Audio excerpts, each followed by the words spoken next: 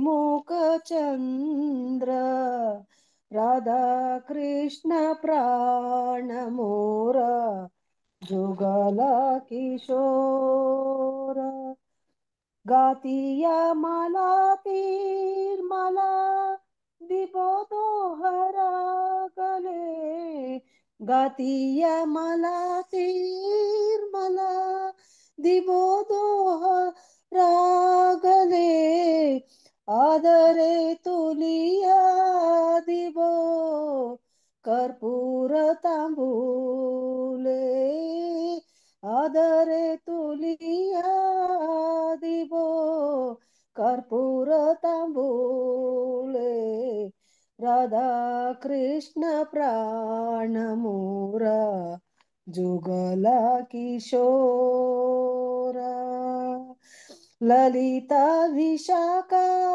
आदि जत सखी वृंद ललिता विशाखा आदि जत सखी वृंद आज्ञाय कोरिबो सेवा चरणारविंद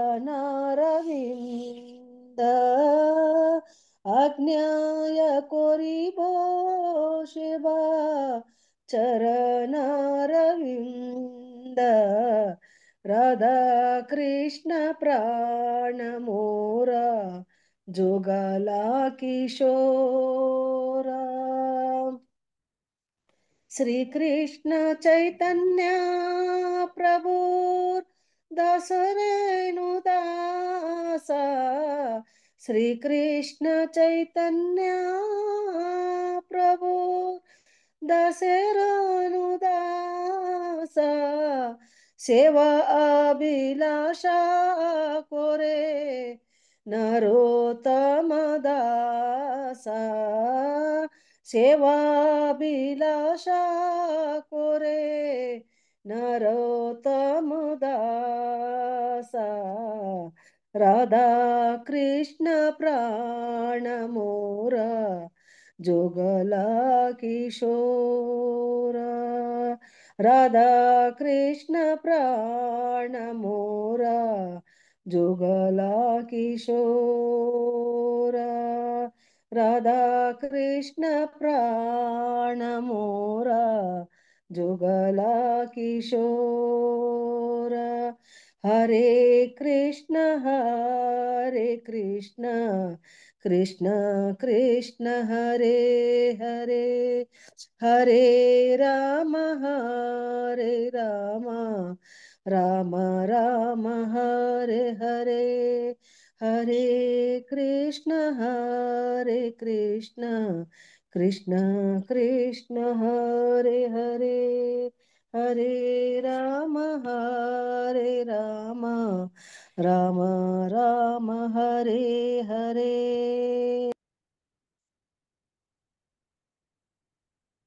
ಹರೇ ಕೃಷ್ಣ ಮಾತಾಜಿ ದಂಡೋತ್ ಪ್ರಣಾಮ ಮಾತಾಜಿ ಹರೇ ಕೃಷ್ಣ ಮಾತಾಜಿ. ಶ್ರದ್ಧಾ ಭಕ್ತಿಯಿಂದ ಶೈನಾರ್ಥಿ ಹಾಡಿದ ಅನುರಾಧ ಮಾತಾಜಿಗೆ ಧನ್ಯವಾದ ಮಾತಾಜಿ. ಹರೇ ಕೃಷ್ಣ. ಬಹಳ ದಿನ ಆಯ್ತು ಮಾತಾಜಿ ಹೇಳಿ, ಅದಕ್ಕೆ ಸ್ವಲ್ಪ ನೀವೇ ಹೇಳಿ ಅಂತ. ಹರೇ ಕೃಷ್ಣ. ಹರೇ ಕೃಷ್ಣ ಮಾತಾಜಿ. ಹರೇ ಕೃಷ್ಣ. ಈಗ ಶ್ರವಣ ವಿಷಯ. ಇವತ್ತಿನ ಶ್ರವಣ ಬಂದು ದೇವೋತ್ತಮ ಪರಮಪುರುಷ ಶ್ರೀಕೃಷ್ಣನ ಅವತಾರ. ಇವತ್ತಿನ ಪ್ರವಚನಕಾರರು ಶ್ರೀಮತಿ ಸುಲಕ್ಷ್ಮಿ ರಾಧಾದೇವಿ ಮಾತಾಜಿ ಅವರು. ಹರೇ ಕೃಷ್ಣ ಮಾತಾಜಿ. ಹರೇ ಕೃಷ್ಣ ಮಾತಾಜಿ. ಹರೇ ಕೃಷ್ಣ ಮಾತಾಜಿ. ದಂಡವತ್ ಪ್ರಣಾಮ. ಮಾತಾಜಿ. ಹರೇ ಕೃಷ್ಣ. ಶ್ರವಣ ಕಾರ್ಯಕ್ರಮಕ್ಕೆ ಬಂದಿರುವ ಎಲ್ಲ ಭಕ್ತರಿಗೂ ನನ್ನ ನಮನಗಳು. ಇವತ್ತು ನಾವು ಭಗವದ್ಗೀತೆಯಿಂದ ಒಂದು ಶ್ಲೋಕ ನೋಡ್ಬಿಟ್ಟು ಇಂದಿನ ಪ್ರವಚನದ ವಿಷಯದ ಬಗ್ಗೆ ಕೇಳೋಣ. ರೀಡಿಂಗ್ ಫ್ರಮ್ ಶ್ರೀಮದ್ ಭಗವದ್ಗೀತಾ 10.9 ಶ್ಲೋಕ. ಮಚ್ಚಿತ್ತಾ ಮದ್ಗದ ಪ್ರಾಣ ಬೋಧಯಂತಹ ಪರಸ್ಪರಂ ಕಥೆಯಂತಶ್ಚ ಮಾಂ ನಿತ್ಯಂ ತುಷ್ಯಂತಿ ಚ ರಮಂತಿ ಚ. ಅನುವಾದ: ನನ್ನ ಪರಿಶುದ್ಧ ಭಕ್ತರ ಯೋಚನೆಗಳು ನನ್ನಲ್ಲಿ ನೆಲೆಸಿರುತ್ತವೆ, ಅವರ ಬದುಕುಗಳು ಸಂಪೂರ್ಣವಾಗಿ ನನ್ನ ಸೇವೆಗೆ ಅರ್ಪಿತವಾಗುತ್ತದೆ ಹಾಗೂ ಪರಸ್ಪರವಾಗಿ ನನ್ನ ವಿಷಯವನ್ನು ತಿಳಿಸಿಕೊಡುತ್ತಾ ನನ್ನ ಬಗೆಗೆ ಮಾತನಾಡುತ್ತಾ ಅವರು ಬಹುತೃಪ್ತಿಯನ್ನು ಆನಂದವನ್ನು ಪಡೆಯುತ್ತಾರೆ. Translation and purport by His Divine Grace Bhaktivedanta Swami Srila Prabhupada. Jai Srila Prabhupada. ಓಂ ಅಜ್ಞಾನತಿಮಿರಾಂಧಸ್ಯ ಜ್ಞಾನಾಂಜನಶಲಾಕಾಯ ಚಕ್ಷುರೋನ್ಮಿಲಿತಮೇನ ತಸ್ಮೈ ಶ್ರೀ ಗುರುವೇ ನಮಃ. ಹರಿ ಓಂ ತತ್ಸತ್. ಕೃಷ್ಣ ಜನ್ಮಾಷ್ಟಮಿಯ ಬಗ್ಗೆ ನಾವು ಇವತ್ತು ತಿಳ್ಕೊಳ್ಳಕ್ಕೆ ಪ್ರಯತ್ನ ಪಡ್ತಾ ಇದ್ದೀವಿ. ಮತ್ತೆ ಇನ್ನೂ ಒಂದು 4-5 ದಿನಗಳಲ್ಲಿ ನಾವು ಕೃಷ್ಣ ಜನ್ಮಾಷ್ಟಮಿ ಆಚರಣೆ ಮಾಡಕ್ಕೆ ತುಂಬಾ ಉತ್ಸಾಹರಾಗಿದ್ದೀವಿ. ಸೊ ಪ್ರಭುಗಳು ಭಗವಂತನ ಕಥಾಮೃತವನ್ನು ಸವಿಯಕ್ಕೆ ಒಂದು ಅವಕಾಶ ಕೊಟ್ಟಿದ್ದಾರೆ. ಭಗವದ್ಗೀತೆಯಲ್ಲಿ ಕೃಷ್ಣನು ಹೇಳ್ತಾರೆ, ನನ್ನ ಭಕ್ತರೆಲ್ಲ ಸೇರಿ ನನ್ನ ಕಥಾಮೃತದಲ್ಲಿ ಅವರು ಶ್ರವಣ ಮಾಡಿ ತುಂಬಾ ಸಂತೃಪ್ತರಾಗ್ತಾರೆ. ಅಂದ್ರೆ ಕೃಷ್ಣನೇ ಹೇಳ್ತಾರೆ, ನಮ್ಗೆ ಸಂತೃಪ್ತಿ ಅಂದ್ರೆ ಕೃಷ್ಣನ ಲೀಲೆಗಳನ್ನ ಮಾತಾಡೋದ್ರಲ್ಲೇ ಅನ್ನೋದನ್ನ ಅವರು ಭಗವದ್ಗೀತೆಯಲ್ಲಿ ಹೇಳಿದ್ದಾರೆ. ಸೊ ನಾವು ಶ್ರೀಕೃಷ್ಣ ಜನ್ಮಾಷ್ಟಮಿ ಅನ್ನೋದು ಬಂದು ಎಲ್ಲ ವೈಷ್ಣವರಿಗೂ ಮತ್ತೆ ಬೇರೆಯವ್ರಿಗೂ ಕೂಡ ಬಹಳ ಮಂಗಳಕರವಾದ ದಿನ. ಮತ್ತೆ ಇದನ್ನ ಶ್ರೀಕೃಷ್ಣ ಜಯಂತಿ ಅಂತಾನು ಹೇಳ್ತೀವಿ. ಜಯಂತಿ ಅಂದ್ರೆ ಏನು? ಜಯಂತಿ ಅಂದ್ರೆ ಜನ್ಮದಿನ ಅಂತ ಅಲ್ಲ. ಈಗ ನಮ್ಮ ದೇಶದ ಕೆಲವು ಮುಖಂಡರ ಜನ್ಮದಿನವನ್ನು ಕೂಡ ಜಯಂತಿ ಅಂತ ಹೇಳ್ತೀವಿ. ಅವರ ಹೆಸರ ಜೊತೆ ನಾವು ಜಯಂತಿ ಸೇರಿಸಿ ಹೇಳ್ತೀವಿ. ಆದ್ರೆ ಅದು ತುಂಬಾ ತಪ್ಪು. ಈಗ ನಮ್ಗೆ ಗೊತ್ತು, ಅಂಬೇಡ್ಕರ್ ಜಯಂತಿ ಅಂತ ಹೇಳ್ತೀವಿ, ಗಾಂಧಿ ಜಯಂತಿ ಅಂತ ಹೇಳ್ತೀವಿ. ಇದು ತಪ್ಪು. ಆಕ್ಚುಲಿ ಜಯಂತಿ ಅಂದ್ರೆ ಶಾಸ್ತ್ರದ ಪ್ರಕಾರ ನಾವು ತಿಳ್ಕೊಂಡ್ರೆ ಬೇರೆಯವರಿಗೆ ನಾವು ಜಯಂತಿ ಅಂತ ಹೇಳಲ್ಲ. ಕೃಷ್ಣನಿಗೆ ಹೇಳೋದು ಮಾತ್ರ ಸರಿ. ಅದು ಕೃಷ್ಣ ಜಯಂತಿ ಅಂತ ಹೇಳೋದು ಸರಿ. ಅಂದ್ರೆ ಜಯಂತಿ ಅಂದ್ರೆ ಏನು? ಅದು ಹುಟ್ಟಿದ ದಿನ ಅಲ್ಲ. ಜಯಂತಿ ಅಂದ್ರೆ ಒಂದು ವಿಶೇಷವಾದ ಗಳಿಗೆಯನ್ನು ಅಥವಾ ಮುಹೂರ್ತವನ್ನ ಜಯಂತಿ ಅಂತ ಹೇಳ್ತೀವಿ. ಆ ವಿಶೇಷ ಮುಹೂರ್ತದಲ್ಲಿ ಶ್ರೀಕೃಷ್ಣ ಅವತಾರ ತಾಳಿದ್ದರಿಂದ ಅದನ್ನ ಶ್ರೀಕೃಷ್ಣ ಜಯಂತಿ ಅಂತ ಹೇಳ್ತೀವಿ. ಅಂದ್ರೆ ನೋಡ್ರ, ಬೇರೆಯವರಿಗೆ ನಾವು ಜಯಂತಿ ಅಂತ ಹೇಳಕ್ಕಾಗುತ್ತಾ? ಕೃಷ್ಣನಿಗೆ ಮಾತ್ರ ಹೇಳ್ಬೇಕು. ಅಂದ್ರೆ ಮುಹೂರ್ತ ಎಂಬುದರ ವಿಶೇಷತೆ ಏನಂದ್ರೆ 5 ವಿಷಯಗಳು ಸೇರಿ ಒಟ್ಟಿಗೆ ಬರುವ ಸಮಯವನ್ನ ಜಯಂತಿ ಅಂತ ಪರಿಗಣಿಸಲಾಗಿದೆ. ಅಂದ್ರೆ ಆ 5 ವಿಷಯ ಯಾವುದು? ಮೊದಲನೇ ವಿಷಯ ಅದು ಶ್ರಾವಣ ತಿಂಗಳಾಗಿರ್ಬೇಕು. 2ನೇ ವಿಷಯ ಅದು ಕೃಷ್ಣ ಪಕ್ಷವಾಗಿರ್ಬೇಕು. ಇವಾಗ 2 ಪಕ್ಷಗಳಿವೆ, ಅಂದ್ರೆ ಕೃಷ್ಣ ಪಕ್ಷ, ಶುಕ್ಲ ಪಕ್ಷ ಅಂತ. ಅದರಲ್ಲಿ ಇವ್ರು 5 ವಿಷಯ ಹೇಳ್ತಾರಲ್ಲ, ಅದ್ರಲ್ಲಿ ಒಂದು ಬಂದ್ಬಿಟ್ಟು ಶ್ರಾವಣ ತಿಂಗಳಾಗಿರ್ಬೇಕು, 2ನೇದು ಕೃಷ್ಣ ಪಕ್ಷವಾಗಿರ್ಬೇಕು, 3ನೇದು ಅಷ್ಟಮಿ ತಿಥಿ ಆಗಿರ್ಬೇಕು, ಆಮೇಲೆ 4ನೇದು ರೋಹಿಣಿ ನಕ್ಷತ್ರವಾಗಿರ್ಬೇಕು, 5ನೇದು ಅದು ಚಂದ್ರೋದಯ ಕಾಲವಾಗಿರ್ಬೇಕು. ಈ 5 ಸೇರಿ ಬರುವ ಗಳಿಗೆಯನ್ನೇ ಮುಹೂರ್ತ ಅಂತ ಹೇಳ್ತೀವಿ. ಇದು 5 ಸೇರಿ ಬರುವ ಇದವನ್ನೇ ನಾವು ಏನ್ ಮಾಡ್ತೀವಿ? ಜಯಂತಿ ಅಂತ ಹೇಳ್ತೀವಿ. ಈಗ ಈ 5 ವಿಷಯಗಳು ಒಟ್ಟಿಗೆ ಸೇರಿ ಬರುವ ಮುಹೂರ್ತವನ್ನೇ ಮತ್ತೆ ಹೇಳ್ತೀನಿ ಜಯಂತಿ ಅಂತ ಹೇಳ್ತೀವಿ. ಎಲ್ಲದಕ್ಕೂ ಜಯಂತಿ ಆಗೋದಿಲ್ಲ. ಇಷ್ಟು ವಿಶೇಷತೆ, ಇಷ್ಟು ಮಂಗಳಕರವಾದ ಮುಹೂರ್ತದಲ್ಲಿ ಶ್ರೀಕೃಷ್ಣ ಭಗವಂತ ಅವತಾರ ತಾಳಿದ್ದಾರೆ. ಈ ಮುಹೂರ್ತದಲ್ಲಿ ಜನಿಸಿದ್ರೆ ವಿಷ ಕೂಡ ಅಮೃತವಾಗಿ ಪರಿವರ್ತನೆ ಹೊಂದುತ್ತೆ. ನಮ್ಗೆಲ್ಲ ಗೊತ್ತು, ಅಷ್ಟು ಪ್ರಾಮುಖ್ಯವಾಗಿದೆ ಈ ಮುಹೂರ್ತ. ಅದೇ ರೀತಿ ನಾವು ನೋಡ್ಬೋದು ಕೃಷ್ಣನ ಲೀಲೆಯಲ್ಲಿ ಕೃಷ್ಣ ಇದೆಲ್ಲ ಸೇರಿ ಅವತಾರ ತಾಳಿದ್ರಿಂದ, ಆ ವಿಶೇಷ ಮುಹೂರ್ತದಲ್ಲಿ ಅವರು ಅವತಾರ ತಾಳಿದ್ದರಿಂದ ವಿಷವನ್ನು ಅಮೃತವಾಗಿ ಪರಿವರ್ತನೆ ಮಾಡುವ ಶಕ್ತಿಯನ್ನು ಹೊಂದಿದ್ರು. ಅಂದ್ರೆ ಪೂತನ ಕೃಷ್ಣನಿಗೆ ವಿಷ ಕೊಡಕ್ಕೆ ಬಂದ್ರು, ನಮ್ಗೆಲ್ಲ ಗೊತ್ತು. ಶ್ರೀಕೃಷ್ಣ ಆ ವಿಷಭರಿತ ಹಾಲನ್ನ ಸವಿದ್ರು. ಆದ್ರೆ ಅದು ಕೃಷ್ಣನಿಗೆ ಏನಾದ್ರೂ ಆಪತ್ತು ಬಂದಿದೆ ಅದರಿಂದ? ಇಲ್ಲ. ಕಾರಣ ವಿಷವು ಕೂಡ ಅಮೃತವಾಗಿ ಪರಿವರ್ತನೆ ಹೊಂದಿತು. ಅದಕ್ಕೆ ಶ್ರೀಕೃಷ್ಣ ಮುಹೂರ್ತ, ಈ ಮುಹೂರ್ತದಲ್ಲಿ ಅವತಾರ ಮಾಡಿದ್ದರಿಂದ ಇದನ್ನೇ ಮಾತ್ರ ನಾವು ಕೃಷ್ಣ ಜಯಂತಿ ಅಂತ ಹೇಳ್ತೀವಿ. ಬೇರೆ ಯಾರಿಗೂ ನಾವು ಜಯಂತಿ ಅಂತ ಹೇಳ್ಕೊಡುದು. ಇದು ಶಾಸ್ತ್ರದ ಪ್ರಕಾರ ನಾವು ತಿಳ್ಕೊಂಡ್ವಿ. ಇನ್ ಮುಂದೆ ಗಾಂಧಿ ಜಯಂತಿ ಅಂತೆಲ್ಲ ಅವ್ರಿಗೆಲ್ಲ ನಾವು ಪರಿಗಣಿಸ್ಲೇಬಾರ್ದು.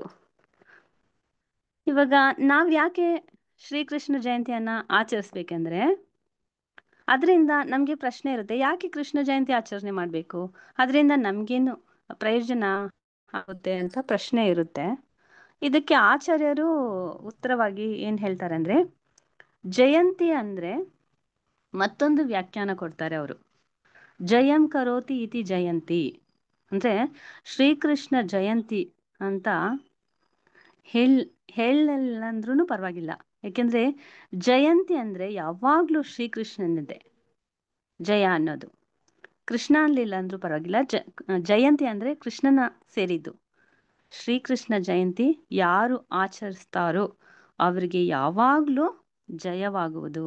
ಆದ್ದರಿಂದ ನಾವು ಶ್ರೀಕೃಷ್ಣ ಜಯಂತಿಯನ್ನು ಖಂಡಿತವಾಗ್ಲೂ ಆಚರಿಸಬೇಕು. ಅಂದ್ರೆ ಭಗವಂತನೊಡನೆ ನಾವು ಯಾವಾಗ್ಲೂ ಸಂಬಂಧಿಸಿ ಇದ್ರೆ ಕೆಲವು ಕಾರ್ಯಗಳು ಶುಭವೇ ಆಗುತ್ತೆ. ಭಗವದ್ಗೀತೆಯಲ್ಲಿ ಸಂಜಯ ಕೊನೆ ಶ್ಲೋಕದಲ್ಲಿ ಹೇಳ್ತಾರೆ, ಭಗವದ್ಗೀತೆ 18:78 ಲಾಸ್ಟ್ ಶ್ಲೋಕ, ಭಗವದ್ಗೀತೆ ಲಾಸ್ಟ್ ಶ್ಲೋಕದಲ್ಲಿ ಸಂಜೆ ಹೇಳ್ತಾರೆ, ಯತ್ರ ಯೋಗೇಶ್ವರಃ ಕೃಷ್ಣೋ ಯತ್ರ ಪಾರ್ಥೋ ಧನುರ್ಧರಃ ತತ್ರ ಶ್ರೀ ವಿಜಯೋರ್ಭೂತಿರ್ ಧ್ರುವನೀತಿ ಮತಿರ್ಮಮ. ಅಂದ್ರೇನು, ಯೋಗೇಶ್ವರನಾದ ಕೃಷ್ಣ ಎಲ್ಲಿರ್ತಾರೋ ಹಾಗೂ ಎಲ್ಲಿ ಧನುರ್ಧಾರಿಯಾದ ಅರ್ಜುನನಿರ್ತಾರೋ ಅಲ್ಲಿ ನಿಶ್ಚಯವಾಗಿಯೂ ಸಿರಿ, ವಿಜಯ, ಅಸಾಧಾರಣ ಶಕ್ತಿ ಹಾಗೂ ನೀತಿ ಇವುಗಳಿರುತ್ತೆ. ಇದು ನನ್ನ ಅಭಿಪ್ರಾಯ ಅಂತ ಸಂಜಯನೇ ನಮ್ಗೆ. ಅಂದ್ರೆ ಶ್ರೀಕೃಷ್ಣ ಇರುವ ಸ್ಥಳದಲ್ಲಿ ಲಕ್ಷ್ಮಿಯೂ ಇರ್ತಾರೆ, ವಿಜಯವೂ ಇರುತ್ತೆ. ಇವೆರಡು ನಮ್ಗೆ ಇರೋದ್ ಮಾತ್ರ ಅಲ್ಲ, ಸುಲಭವಾಗಿ ನಮ್ಗೆ ಸಿಗುತ್ತೆ. ನಮ್ಗೆ ಶ್ರೀಕೃಷ್ಣನೂ ಇರ್ತಾರೆ ಅಲ್ಲಿ. ನಾವು ನಮ್ಮ ಪ್ರಯತ್ನದಿಂದ ನಮ್ಗೆ ಜಯವಾಗಬೇಕಂದ್ರೆ ಅದು ಅಸಾಧ್ಯದ ಸಂಭವ. ಆದ್ರೆ ಭಗವಂತನ ಜೊತೆ ನಾವು ಇದ್ರೆ ಐಶ್ವರ್ಯವು, ವಿಜಯವು ತಾನಾಗಿ ನಾವು ಯಾವುದೇ ಪ್ರಯತ್ನ ಮಾಡದೆಯೇ ಸುಲಭವಾಗಿ ದೊರಕುವುದು ಅನ್ನೋದನ್ನ ನಾವು ತಿಳ್ಕೊಬೋದು. ಉದಾಹರಣೆಗೆ, ಈಗ ವರ್ಲ್ಡ್ ಕಪ್ ಫೈನಲ್ ಇರುತ್ತೆ ಅಂತ ಅನ್ಕೊಳ್ಳಿ. ಒಂದು ಕ್ರಿಕೆಟ್ ಟೀಮ್, ಅದರಲ್ಲಿ ಒಂದು ಯುವಕ ಇರ್ತಾನೆ. ಅವನು ಆಟ ಆಡಿರ್ತಾನೆ ಮ್ಯಾಚಲ್ಲಿ, ಆದರೆ 0 ಸ್ಕೋರ್ ತಗೊಂಡಿರ್ತಾನೆ. ಅವನು ಯಾವುದೇ ಟೀಮ್ಗಾಗಿ ಏನು ಸ್ಕೋರ್ ತಗೊಂಡಿಲ್ಲ, 0 ಅವಂದು ಔಟ್ ಆಗಿರ್ತಾನೆ. ಆದರೆ ಫೈನಲ್ನಲ್ಲಿ ಆ ಟೀಮ್ನವರು ಆಟ ಆಡಿ ಗೆದ್ದು ಕಪ್ ಜಯ ಗಳಿಸ್ಬಿಟ್ರು ಅಂತ ಅನ್ಕೊಳ್ಳಿ. ಆ ಸೋತ ಹುಡುಗ ಕೂಡ ಆ ಟೀಮ್ನಲ್ಲಿ ಅವನು ಒಂದು ಅಂಗವಾದ್ರಿಂದ ಅವನು ಸ್ಕೋರ್ ಮಾಡದಿದ್ರು ಆ ಟೀಮ್ ಅಂಗವಾದ್ರಿಂದ ಆ ಟೀಮ್ಗೆ ಸಿಗುವ ಎಲ್ಲ ವಿಜಯವು ಅವನಿಗೂ ಸಿಗುತ್ತೆ. ಅವನು ಆ್ಯಕ್ಚುಲಿ 0 ಸ್ಕೋರ್ ತಗೊಂಡಿದ್ದು, ಆದರೆ ಆ ಟೀಮ್ನವರು ಗೆದ್ರೆ ಆ ಟೀಮ್ನಲ್ಲಿ ಇವನ ಅಂಗವಾದ್ರಿಂದ ಅವನಿಗೂ ಆ ಜಯ ಸಿಗುತ್ತೆ. ಅಂದರೆ ಅವನು 1 ರನ್ ಕೂಡ ತಗೊಂಡಿರಲ್ಲ, ಆದರೆ ಅವ್ರ ಜೊತೆಯಲ್ಲಿರೋ ಕಾರಣ ಅವನಿಗೂ ಜಯ ಗಳಿಸ್ತು. ಅಂದರೆ ಕಾರಣ ಏನು? ಆ ವ್ಯಕ್ತಿ ಜಯಗಳಿಸಿದ ಟೀಮ್ ಜೊತೆ ಇದ್ರಿಂದಾನೇ ಅವನಿಗೆ ಜಯ ಬಂದ್ಬಿಡ್ತು ಅಂತ. ಸೊ ಇದರಿಂದ ಏನಂದ್ರೆ, ಅದೇ ರೀತಿ ನಾವು ಭಗವಂತನ ಟೀಮಲ್ಲಿದ್ರೆ, ಸತ್ಸಂಗದಲ್ಲಿ ಇದ್ರೆ ನಮಗೆ ಜಯ ಆಟೋಮೆಟಿಕ್ ಆಗಿ. ನಾವು ಜಯಿಸಬೇಕಂದ್ರೆ ಜೀವನದಲ್ಲಿ ಭಗವಂತನ ಟೀಮಲ್ಲಿ ಇರಬೇಕು, ಭಕ್ತರ ಸತ್ಸಂಗದಲ್ಲಿರಬೇಕು. ಹಾಗಿದ್ರೆ ಜಯ ಖಂಡಿತ. ಇಷ್ಟೇ ಸೀಕ್ರೆಟ್. ನಾವು ಒಬ್ಬಂಟಿಯಾಗಿ ಯಾವ ಪ್ರಯತ್ನವೂ ನಮ್ಮ ಸಕ್ಸಸ್ಗಾಗಿ ದುಡಿಯೋದು ಬೇಕಾಗಿಲ್ಲ. ಅವರ ಭಕ್ತರ ಜೊತೆ ಕೈ ಜೋಡಿಸಿದ್ರೆ ಸಾಕು, ಭಕ್ತರ ಸಂಘದಲ್ಲಿದ್ದರೆ ಸಾಕು, ಭಗವಂತನ ಸೇವೆಯಲ್ಲಿದ್ದರೆ ಸಾಕು, ಭಗವಂತನ ನಾಮ ಜಪ ಮಾಡಿದ್ರೆ ಸಾಕು, ನಮಗೆಲ್ಲ ಸಕ್ಸಸ್ಸು ಸಿಗುತ್ತೆ. ಇದರ ಕಾರಣ ಏನು? ನಾವು ಶ್ರೀಕೃಷ್ಣ ಜಯಂತಿ ಆಚರಿಸಬೇಕು. ಜಯಂತಿಗೆ ಕೈ ಜೋಡಿಸಿದ್ರೆ ಸಾಕು, ನಮ್ಮ ಲೈಫಲ್ಲೂ ಜಯಂ ಸಿಗುತ್ತೆ. ಅಂದರೆ ಶ್ರೀಕೃಷ್ಣ ಜನ್ಮಾಷ್ಟಮಿ ನಾವು ಆಚರಿಸಲು ಇನ್ನೂ 4-5 ದಿನಗಳೇ ಇದೆ. ಅದಕ್ಕೆ ಈ ವಾರ ಪೂರ್ತಿ ಭಗವಂತನ ಲೀಲೆಗಳನ್ನು ಕೇಳಿ ನಾವು ಹೃದಯ ಪ್ಯೂರಿಫಿಕೇಶನ್ ಮಾಡಿಕೊಂಡು ಇನ್ನೂ ಉತ್ಸಾಹದಿಂದ ಭಗವಂತನ ಹಬ್ಬವನ್ನು ಎಲ್ಲರೂ ಪ್ರತಿಯೊಬ್ಬರು ಆಚರಿಸಿ ಹೊಸಬರಿಗೆ ಭಗವಂತನ ಬಗ್ಗೆ ಪರಿಚಯಿಸಿ ಅವ್ರಿಗೂ ಸೇವೆಯನ್ನು ಕೊಟ್ಟು ಸಂತೋಷಬೇಕು ಅಂತ ಎಲ್ಲರ ಅಭಿಪ್ರಾಯ. ಒಂದ್ಸಲ ಭೂಮಾದೇವಿ ಬ್ರಹ್ಮ ಹತ್ರ ಹೋಗ್ಬಿಟ್ಟು ಒಂದು ದೂರನ್ನ ಹೇಳ್ತಾರೆ. ಭೂಮಾದೇವಿ ಹೇಳ್ತಾರೆ, ಓ ಬ್ರಹ್ಮದೇವರೇ, ಇತ್ತೀಚೆಗೆ ನನಗೆ ಈ ಭಾರವನ್ನು ಭೂಮಿ ಭಾರವನ್ನ ಸಹಿಸಲು ಸಾಧ್ಯವಾಗ್ತಿಲ್ಲ ಪ್ರಭು ಅಂತ ಹೇಳ್ತಾರೆ. ಇಲ್ಲಿ ನಮ್ಗೊಂದು ಪ್ರಶ್ನೆ ಇರುತ್ತೆ, ಭೂಮಾದೇವಿಗೆ ಭಾರ ಹೊರಲು ಅಸಾಧ್ಯವಾಗುತ್ತಾ? ಎಷ್ಟು ಭಾರನ ಹೊತ್ತಿರ್ತಾರೆ, ಅವ್ರಿಗೆ ಯಾಕೆ ಅಸಾಧ್ಯ ಆಯ್ತು? ಭೂಮಿಯಲ್ಲಿ ನೋಡಿ 4 ಸಮುದ್ರಗಳಿವೆ, ದೊಡ್ಡ ದೊಡ್ಡ ಸಮುದ್ರಗಳು. ನಮ್ಗೆಲ್ಲ ಗೊತ್ತು, ನಾವು ಓದುವಾಗ ತಿಳ್ಕೊಂಡಿದ್ದು. Arctic ocean, Antarctic ocean, Pacific ocean, Indian ocean, ಈ ಥರ ಹೀಗೆ ದೊಡ್ಡ ದೊಡ್ಡ 4 ಸಮುದ್ರಗಳಿವೆ. ಇವುಗಳನ್ನೆಲ್ಲ ಭೂಮಾದೇವಿ ಹೊರ್ತಾ ಇದ್ದಾರೆ. ಅದಲ್ಲದೆ ಎಷ್ಟೋ ಪರ್ವತಗಳಿವೆ, ಎಷ್ಟೋ, ಅದನ್ನೆಲ್ಲ ಹೊತ್ತಿರುವ ಭೂಮಾದೇವಿ. ಅದು ಮಾತ್ರ ಅಲ್ಲ, ಕೋಟಿಗಟ್ಟಲೆ ಜೀವರಾಶಿಗಳಿದ್ದಾರೆ. ಇವುಗಳನ್ನೆಲ್ಲ ಹೊರುವ ದೇವಿ, ಇನ್ನು ನಾನು ಎಷ್ಟೋ ಒಂದು ಹೇಳಿಲ್ಲ, ಅವನ್ನೆಲ್ಲ ಹೊರುವ ದೇವಿಗೆ ಈಗ ಭೂಮಿ ಭಾರ ತಾಳಲು ಆಗ್ತಾ ಇಲ್ಲ ಅಂತ ಅವ್ರು ಯಾಕೆ ಬ್ರಹ್ಮನ ಹತ್ರ ಬಂದು ಹೇಳ್ತಾರೆ ಅಲ್ವಾ? ನಮ್ಗೆ ಸಂಶಯ ಇರುತ್ತೆ. ಬ್ರಹ್ಮ ಕೇಳ್ತಾರೆ, ಯಾವ ಭಾರ ನಿನ್ಗೆ ತಾಳಲಾಗಿ ಆಗ್ತಾ ಇಲ್ಲ ಹೇಳು ದೇವಿ ಅಂತ ಹೇಳ್ತಾರೆ. ಆಗ ಭೂಮಾದೇವಿ ಹೇಳ್ತಾರೆ, ಎಲ್ಲವನ್ನು ತಾಳುವೆ, ಆದ್ರೆ ಈ ಪಾಪ ಎಂಬ ಭಾರವನ್ನು ನನಗೆ ತಾಳಕ್ಕಾಗ್ತಾ ಇಲ್ಲ. ತುಂಬಾ ಅಸುರರು ಕ್ಷತ್ರಿಯ ವಂಶದಲ್ಲಿ ಜನ್ಮ ತಾಳಿ ಹೆಚ್ಚು ಪಾಪ ಕೃತ್ಯಗಳಲ್ಲಿ ತೊಡಗಿರ್ತಾರೆ. ಇದನ್ನ ನನಗೆ ಸಹಿಸ್ಕೊಳ್ಳಕ್ಕೆ ಆಗ್ತಾ ಇಲ್ಲ. ದಯವಿಟ್ಟು ಈ ಭಾರದಿಂದ ನನ್ನನ್ನ ಮುಕ್ತಳಾಗಬೇಕು, ನೀವು ಮುಕ್ತಳನ್ನಾಗಿ ಮಾಡಿ ಅಂತ ಬ್ರಹ್ಮನ ಹತ್ರ ರಿಕ್ವೆಸ್ಟ್ ಮಾಡ್ತಾರೆ. ಆಗ ಬ್ರಹ್ಮ ಭೂಮಿಯ ಈ ದೂರನ್ನು ಕೇಳ್ಬಿಟ್ಟು, ದೇವಿ, ಭೂಮಿಯಲ್ಲಿ ಏನಾದ್ರೂ ತೊಂದರೆ ಅಂದ್ರೆ ಏರುಪೇರಾದ್ರೆ ಅದರ ರೆಸ್ಪಾನ್ಸ್ ಅಂದ್ರೆ ಅದರ ಹೊಣೆ ನನ್ನದಲ್ಲ, ನಂದು ಸೃಷ್ಟಿ ಮಾತ್ರನೇ ನನ್ನ ಹೊಣೆ. ಸ್ಥಿತಿ ಅಂದ್ರೆ ಭೂಮಿಯನ್ನ ಹೇಗೆ ನಿರ್ವಹಣೆ ಮಾಡಬೇಕು ಅನ್ನೋದು ವಿಷ್ಣುಗೆ ಸೇರಿದ್ದು. ಈ ಕಂಪ್ಲೇಂಟ್ನ ನಾವಿಬ್ರು ಹೋಗಿ ವಿಷ್ಣು ಹತ್ರ ಹೋಗಿ ಹೇಳೋಣ, ಅವರೇ ಹೊಣೆ ಅದಕ್ಕೆ ಅಂತ ಹೇಳ್ತಾರೆ. ಅಂದ್ರೆ ಇವಾಗ ಬ್ರಹ್ಮನು ಭೂಮಿ ದೇವಿ ಇಬ್ರು ಮಹಾವಿಷ್ಣು ಹತ್ರ ಹೋಗ್ತಾರೆ. ಮಹಾವಿಷ್ಣು ಎಲ್ಲಿರ್ತಾರೆ? ಭಗವಂತ ಕ್ಷೀರಸಾಗರದಲ್ಲಿ ಇರ್ತಾರೆ.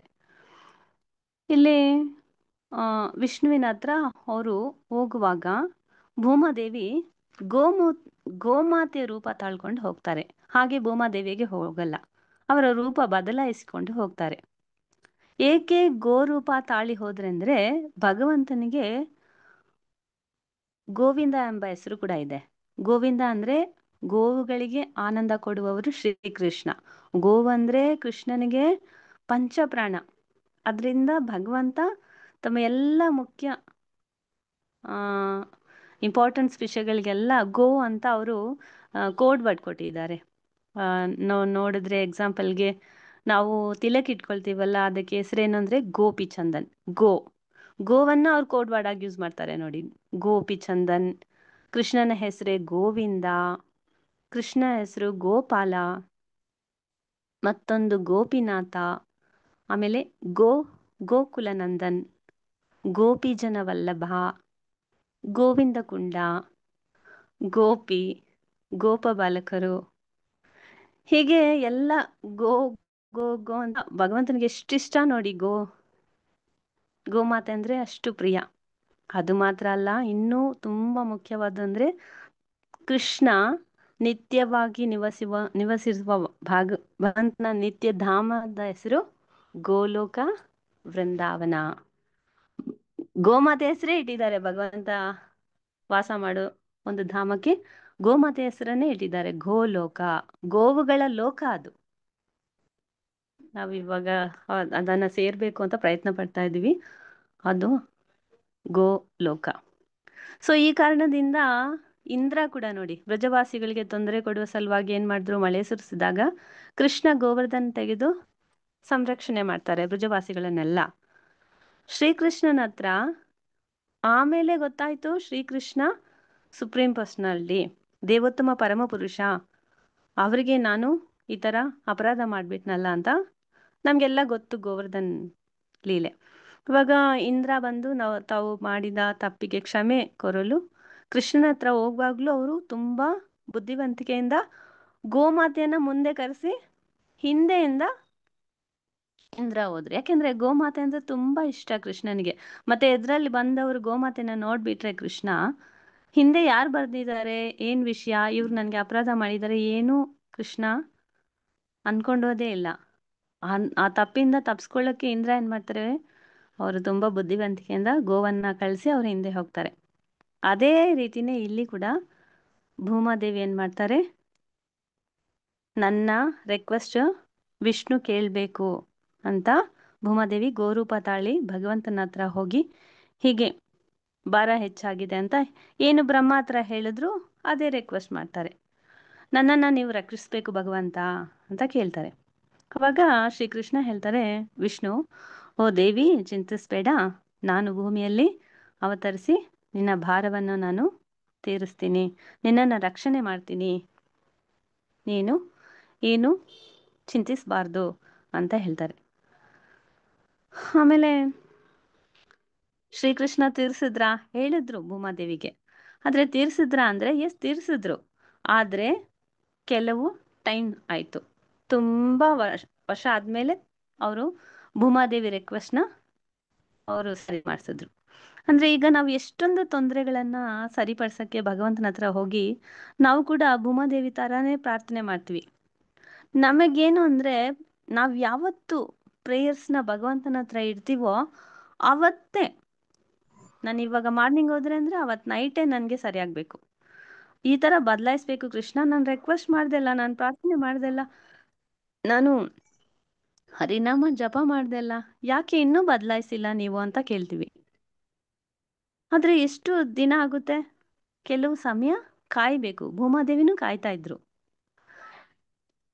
ಎಷ್ಟು ಸಮಯ ಆಗುತ್ತೆ ನಮ್ಮ ರಿಕ್ವೆಸ್ಟ್ ಕೃಷ್ಣ ಫುಲ್ಫಿಲ್ ಮಾಡಕ್ಕೆ ಅಂದ್ರೆ ನಮಗೆ ಗೊತ್ತಿಲ್ಲ, ಅದು ಕೃಷ್ಣನಿಗೆ ಮಾತ್ರ ಗೊತ್ತು. ಕೃಷ್ಣ ಮಾತ್ರನೇ ತೀರ್ಮಾನ ಮಾಡೋದು. ಯಾಕೆಂದ್ರೆ ಅವರೇ ದೇವೋತ್ತಮ ಪರಮಪುರುಷ. ನಾವು ಅವ್ರಿಗೆ ಆರ್ಡರ್ ಮಾಡಂಗಿಲ್ಲ, ನಾವು ಅವರ ಸೇವಕ ಮಾತ್ರ. ಸೇವಕರು ಹೇಗೆ ಯಜಮಾನ್ರಿಗೆ ಅವ್ರಿಗೆ ನಾವು ಕಂಡೀಷನ್ ಹಾಕ್ಬೋದಾ? ಅವ್ರಿಗೆ ನಾವು ಸೇವೆ ಮಾತ್ರ ಮಾಡಿ ಹೇಳ್ಕೊಬೋದಷ್ಟೇ. ಆದ್ರೆ ಅವ್ರ ಹತ್ರ ಖಂಡಿತವಾಗ್ಲೂ ನೀವು ಸರಿಪಡಿಸ್ಬೇಕು ಅಂತೆಲ್ಲ ಹೇಳೋ ತರ ಇಲ್ಲ. ಕೃಷ್ಣನ ಇಷ್ಟ ಅದು. ಹೀಗೆ ನಮ್ಮ ಪ್ರಾರ್ಥನೆಯನ್ನು ಯಾವ ರೀತಿ ಮಾಡ್ಬೇಕು ಅನ್ನೋದು ಕೂಡ ಭೂಮಿ ತಾವಿ ಹೇಳ್ತಾರೆ. ಅಯ್ಯೋ, ನಾನು ಹೇಳ್ಬಿಟ್ಟು ಬಂದಲ್ಲ, ಇನ್ನೂ ಕೂಡ ಪಾಪಗಳನ್ನೆಲ್ಲ ಸರಿ ಮಾಡಿಸಿಲ್ಲವಲ್ಲ ಕೃಷ್ಣ ಅಂತ ಆ ಥರ ಎಲ್ಲ ನೊಂದ್ಕೊಂಡಿಲ್ಲ ಭೂಮಾದೇವಿ. ನಾವೂ ಇದನ್ನ ಕಲಿಬೇಕು. ನಮ್ಮ ಪ್ರಾರ್ಥನೆಯನ್ನು ಕೃಷ್ಣ ತಕ್ಕ ಸಮಯದಲ್ಲಿ ಸ್ವೀಕಾರ ಮಾಡ್ತಾರೆ. ಈ ರೀತಿ ಭೂಮಾದೇವಿ ಪ್ರಾರ್ಥನೆಯನ್ನ ಕೂಡ ಒಂದಿನ ಸ್ವೀಕಾರ ಮಾಡಿದ್ರು. ಭೂಮಾದೇವಿ ಹೇಳ್ತಾರೆ, ನೀವು ನನ್ನ ರಿಕ್ವೆಸ್ಟ್ ಅನ್ನ ಸ್ವೀಕಾರ ಮಾಡಬೇಕು ಅಂತ ಹೇಳ್ಬಿಟ್ಟು ಅಲ್ಲಿಂದ ಹೊರಟೋಗ್ತಾರೆ. ಹೀಗೆ ಈಗ ಭೂಮಾದೇವಿಗೆ ಎಷ್ಟು ಭಾರ ಇತ್ತು, ಅದೇ ತರ ನಮಗೆ ಕೂಡ ನಮ್ಮ ಜೀವನದಲ್ಲಿ ಎಷ್ಟೋ ಭಾರ ಇದೆ, ಹಲವಾರು ಭಾರ ಇದೆ. ಏನೆಲ್ಲ ಭಾರ ಇದೆ ನಮ್ಗೆ ಅಂದ್ರೆ ಸಂಸಾರ ಭಾರ. ಸಂಸಾರ ಭಾರ ಮಾತ್ರನಾ? ಇಬ್ರು ಮಕ್ಳಿದ್ರೆ ಹೇಳೋದೇ ಬೇಡ. ಒಬ್ಬ ಉತ್ತರಕ್ಕೆ ಹೋದ್ರೆ ಇನ್ನೊಬ್ಬ ದಕ್ಷಿಣಕ್ಕೆ ಹೋಗ್ತಾನೆ. ಈ ಸಂಸಾರ ಭಾರ ಎಲ್ಲರಿಗೂ ಇದೆ, ಪ್ರತಿಯೊಬ್ಬರಿಗೂ ಇದೆ. ನಾವು ಬೇರೆಯವ್ರ ಹತ್ರ ಹೋಗಿ ನಮ್ಮ ಕಷ್ಟನ ಹೇಳ್ಬಿಟ್ಟು ನನ್ನ ಕಷ್ಟ ನೀವು ಶೇರ್ ಮಾಡ್ಕೊಳ್ತೀರಾ ಅಂದ್ರೆ ಅವ್ರೇನು ಹೇಳ್ತಾರೆ, ನಮ್ಮ ಕಷ್ಟ ಕೇಳ್ತಾರೆ, ಆದ್ರೆ ಅವ್ರು ಹೇಳ್ತಾರೆ ನಿಮ್ಗಾದ್ರೂ 2 ಕಷ್ಟ, ನನ್ಗೆ 4 ಕಷ್ಟ, ನಾನೆಲ್ಲಿ ಹೋಗ್ಲಿ ಅಂತ ಹೇಳ್ತಾರೆ. ಇದೇ ನಾವು ಬೇರೆಯವ್ರ ಹತ್ರ ಹೇಳಿದ್ರೆ ನಮ್ಮ ಕಷ್ಟ ತೀರೋದಿಲ್ಲ.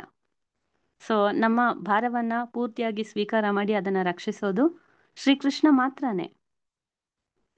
ಇಲ್ಲಿ ಅದು ಅಲ್ಲದೆ ಕೃಷ್ಣ ನಮ್ಮ ಭಾರವನ್ನ ಸಂತೋಷದಿಂದ ಸ್ವೀಕಾರ ಮಾಡ್ತಾರೆ. ನಾವು ಬೇರೆಯವ್ರಿಗೆ ಏನಾದ್ರೂ ನಮ್ಮ ಕಷ್ಟಗಳನ್ನ ತಿಳಿಸಿದ್ರೆ ಅವ್ರ ಕಷ್ಟದಿಂದ ಹೌದಾ ಅಂತ ಅನ್ಕೊಳ್ತಾರೆ. ಆದ್ರೆ ಶ್ರೀಕೃಷ್ಣ ತುಂಬಾ ಸಂತೋಷದಿಂದ ಸ್ವೀಕಾರ ಮಾಡ್ತಾರೆ, ನನ್ನನ್ನೇ ನಂಬಿ ಬಂದಿದ್ದಾರಲ್ಲ ಅಂತ. ಸೊ ಕೃಷ್ಣ ಮಾತ್ರನೇ ನಮ್ಮ ರಕ್ಷಕ ಅನ್ನೋದನ್ನ ನಾವು ತಿಳ್ಕೊಬೇಕು. ಶ್ರೀಕೃಷ್ಣ ಭಗವಾನ್ಕಿ ಜೈ. ಕೃಷ್ಣ ಯಾವಾಗ್ಲೂ ಎವರ್ ರೆಡಿ. ಯಾವಾಗ ಬೇಕಾದ್ರೂ 24 hours ಅಲ್ಲಿ ಯಾವಾಗ ಬೇಕಾದ್ರೂ ಹೇಳಿದ್ರು ಕೃಷ್ಣ ಏನ್ ಟೈಮ್ ಇದು, ಇವಾಗ ಪ್ರೇ ಮಾಡ್ತಿರಲ್ಲ ಅಂತೆಲ್ಲ ಹೇಳಲ್ಲ. ಯಾವಾಗ್ಲೂ ಅವ್ರು ಕಾಯ್ತಾ ಇರ್ತಾರೆ. ಸೊ ಭಗವಂತ ನಾನು ಭೂಮಿಗೆ ಬರ್ತೀನಿ ಅಂತ ಹೇಳಿ ಭೂಮಾದೇವಿನ ಕಳ್ಸ್ಕೊಡ್ತಾರೆ. ನಂತರ ಭೂಮಿಯಲ್ಲಿ ಒಂದು ವಿಶೇಷವಾದ ರೀತಿಯಲ್ಲಿ ಏನಾಗುತ್ತೆ ಅಂದ್ರೆ ಒಂದು ಮದುವೆ ಭರ್ಜರಿಯಿಂದ ನಡೆಯುತ್ತೆ. ವಧು ಬಂದ್ಬಿಟ್ಟು ದೇವಕಿ, ವರ ವಸುದೇವ.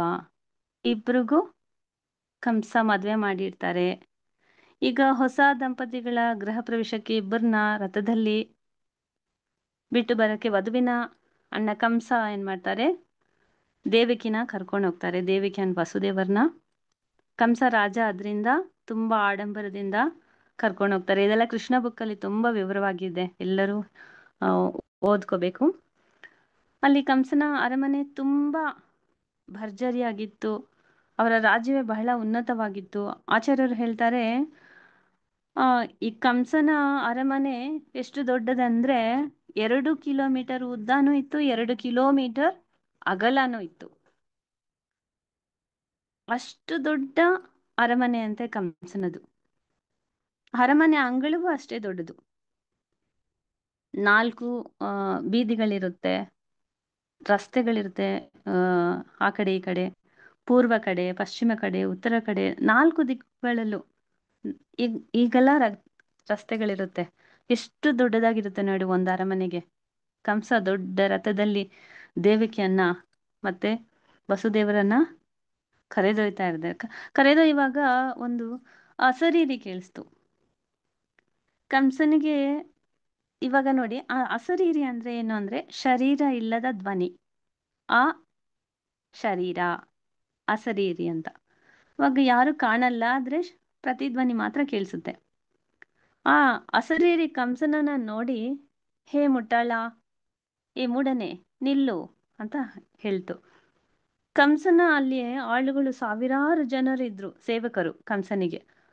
ಅವರಿಗೂ ಈ ಅಸರೀರಿ ಕೇಳಿಸ್ತು. ಒಬ್ರು ಕೂಡ ಮುಟ್ಟಾಳ ಅಂದಾಗ ಯಾರನ್ನ ಕರೀತಾರೆ ಅಂತ ತಲೆ ಎತ್ತಿ ಕೂಡ ನೋಡ್ಲಿಲ್ಲ ಸಾವಿರಾರು ಜನರು. ಆದ್ರೆ ಕಂಸ ಮಾತ್ರ ಯಾರು ನನ್ನನ್ನು ಕರೆದಿದ್ದು ಅಂತ ತಲೆ ಎತ್ತಿ ಕೇಳಿದ್ರಂತೆ.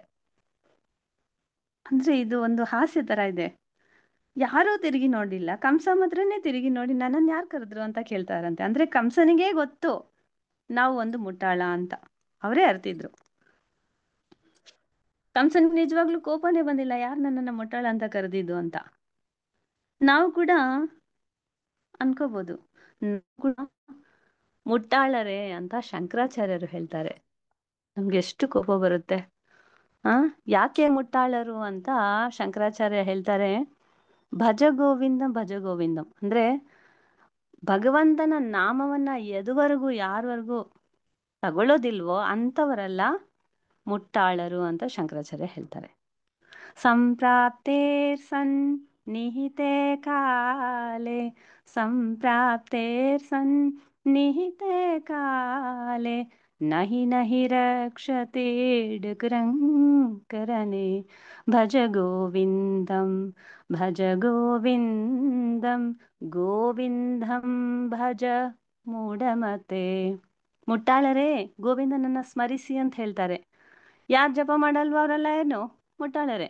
ಯಾರೆಲ್ಲ ಹರಿನಾಮ ಜಪ ಮಾಡಿ ಭಕ್ತರ ಸಂಘದಲ್ಲಿದ್ದು ಭಕ್ತಿ ಸೇವೆ ಮಾಡ್ತಾರೆ ಅವರೆಲ್ಲ ಬುದ್ಧಿವಂತರು ಅಂತ ಯಾರು ಹೇಳ್ತಾರೆ? ಚೈತನ್ಯ ಮಹಾಪ್ರಭು ಹೇಳ್ತಾರೆ. ನಾವೇನಾಗಿರ್ಬೇಕು ಅಂತ ನಾವೇ ಡಿಸೈಡ್ ಮಾಡ್ಕೋಬೇಕು. ಈಗ ಇಲ್ಲಿ ಕಂಸನಿಗೆ ಗೊತ್ತು ನಾನೇ ಮುಟ್ಟಾಳ ಅಂತ, ನಾವು ಕೂಡ ಗೊತ್ತು ನಾನು ಜಪ ಮಾಡಿಲ್ಲ ಅಂದ್ರೆ ಮುಟ್ಟಾಳರು ಅಂತ. ಆದ್ರೂ ನಾವು ತಗೊಳ್ಳೋದಿಲ್ಲ. ಹೇಳ್ಕೊಳ್ಳಿ ಬಿಡು, ನನ್ಗಿಷ್ಟ ಇಲ್ಲ ಅಂತ ಅಂತೀವಿ. ಇಲ್ಲಿ ಕಂಸನಿಗೆ ಗೊತ್ತು ತಾವು ಮುಟ್ಟಾಳ ಅಂತ, ನನ್ನನ್ನು ಯಾರು ಕರೆದಿದ್ದು ಅಂತಾನು ಕೇಳ್ತಾರೆ. ಅವಾಗ ಅಸರೀರಿ ಕಡೆ ಅವ್ರು ನೋಡ್ತಾರೆ. ಆ ಅಸರೀರಿ ಹೇಳುತ್ತೆ, ಮೂಡನೆ ನೀನು ಪ್ರೀತಿಯಿಂದ ಕರೆದೊಯ್ಯುವ ನಿನ್ನ ತಂಗಿಯ 8ನೇ ಪುತ್ರ ನಿನ್ನನ್ನ ಕೊಲ್ತಾರೆ ಅಂತ ಹೇಳ್ತಾರೆ. ಇದು ಕೇಳಿದ ತಕ್ಷಣ ಅಣ್ಣನಾಗಿದ್ದ ಕಂಸನಿಗೆ ತುಂಬಾ ಕೋಪ ಬಂದು, ಮುಟ್ಟಾಳ ಅಂದಾಗ ಕೋಪ ಬಂದಿಲ್ಲ, ಕೊಲ್ತದೆ ಅಂತಿದ ತಕ್ಷಣ ಅವ್ರಿಗೆ ಪ್ರಾಣದ ಭಯ. ಕಂಸ ರಥದಿಂದ ಇಳಿದು ದೇವಕಿಯ ತಲೆ ಕೂದಲು ಎಳೆದು ಕೆಳಗೆ ತಳ್ತಾರೆ. ಸ್ವಲ್ಪ ಸಮಯಕ್ಕೆ ಮುಂಚೆ ಎಷ್ಟು ಪ್ರೀತಿಯ ಸಹೋದರನಾದ ಕಂಸ ಇವಾಗ ದೇವಕಿಯನ್ನು ಕೊಲ್ಲಕ್ಕೆ ಖಡ್ಗವನ್ನ ತೆಗೆದಿದ್ದಾರೆ. ಎಷ್ಟು ಪ್ರೀತಿ ತಂಗಿಯ ಮೇಲೆ ಅಂದ್ರೆ ದೇವಕಿ ವಸುದೇವರ ರಥಸಾರಥಿಯನ್ನ ಕೆಳಗಿಳಿಸಿ ತಾವೇ ರಥಸಾರಥಿಯಾಗಿ ಹೋಗ್ತಾ ಇದ್ರು ಕಂಸ. ಅಷ್ಟು ಪ್ರೀತಿ ದೇವಕಿಯ ಮೇಲೆ.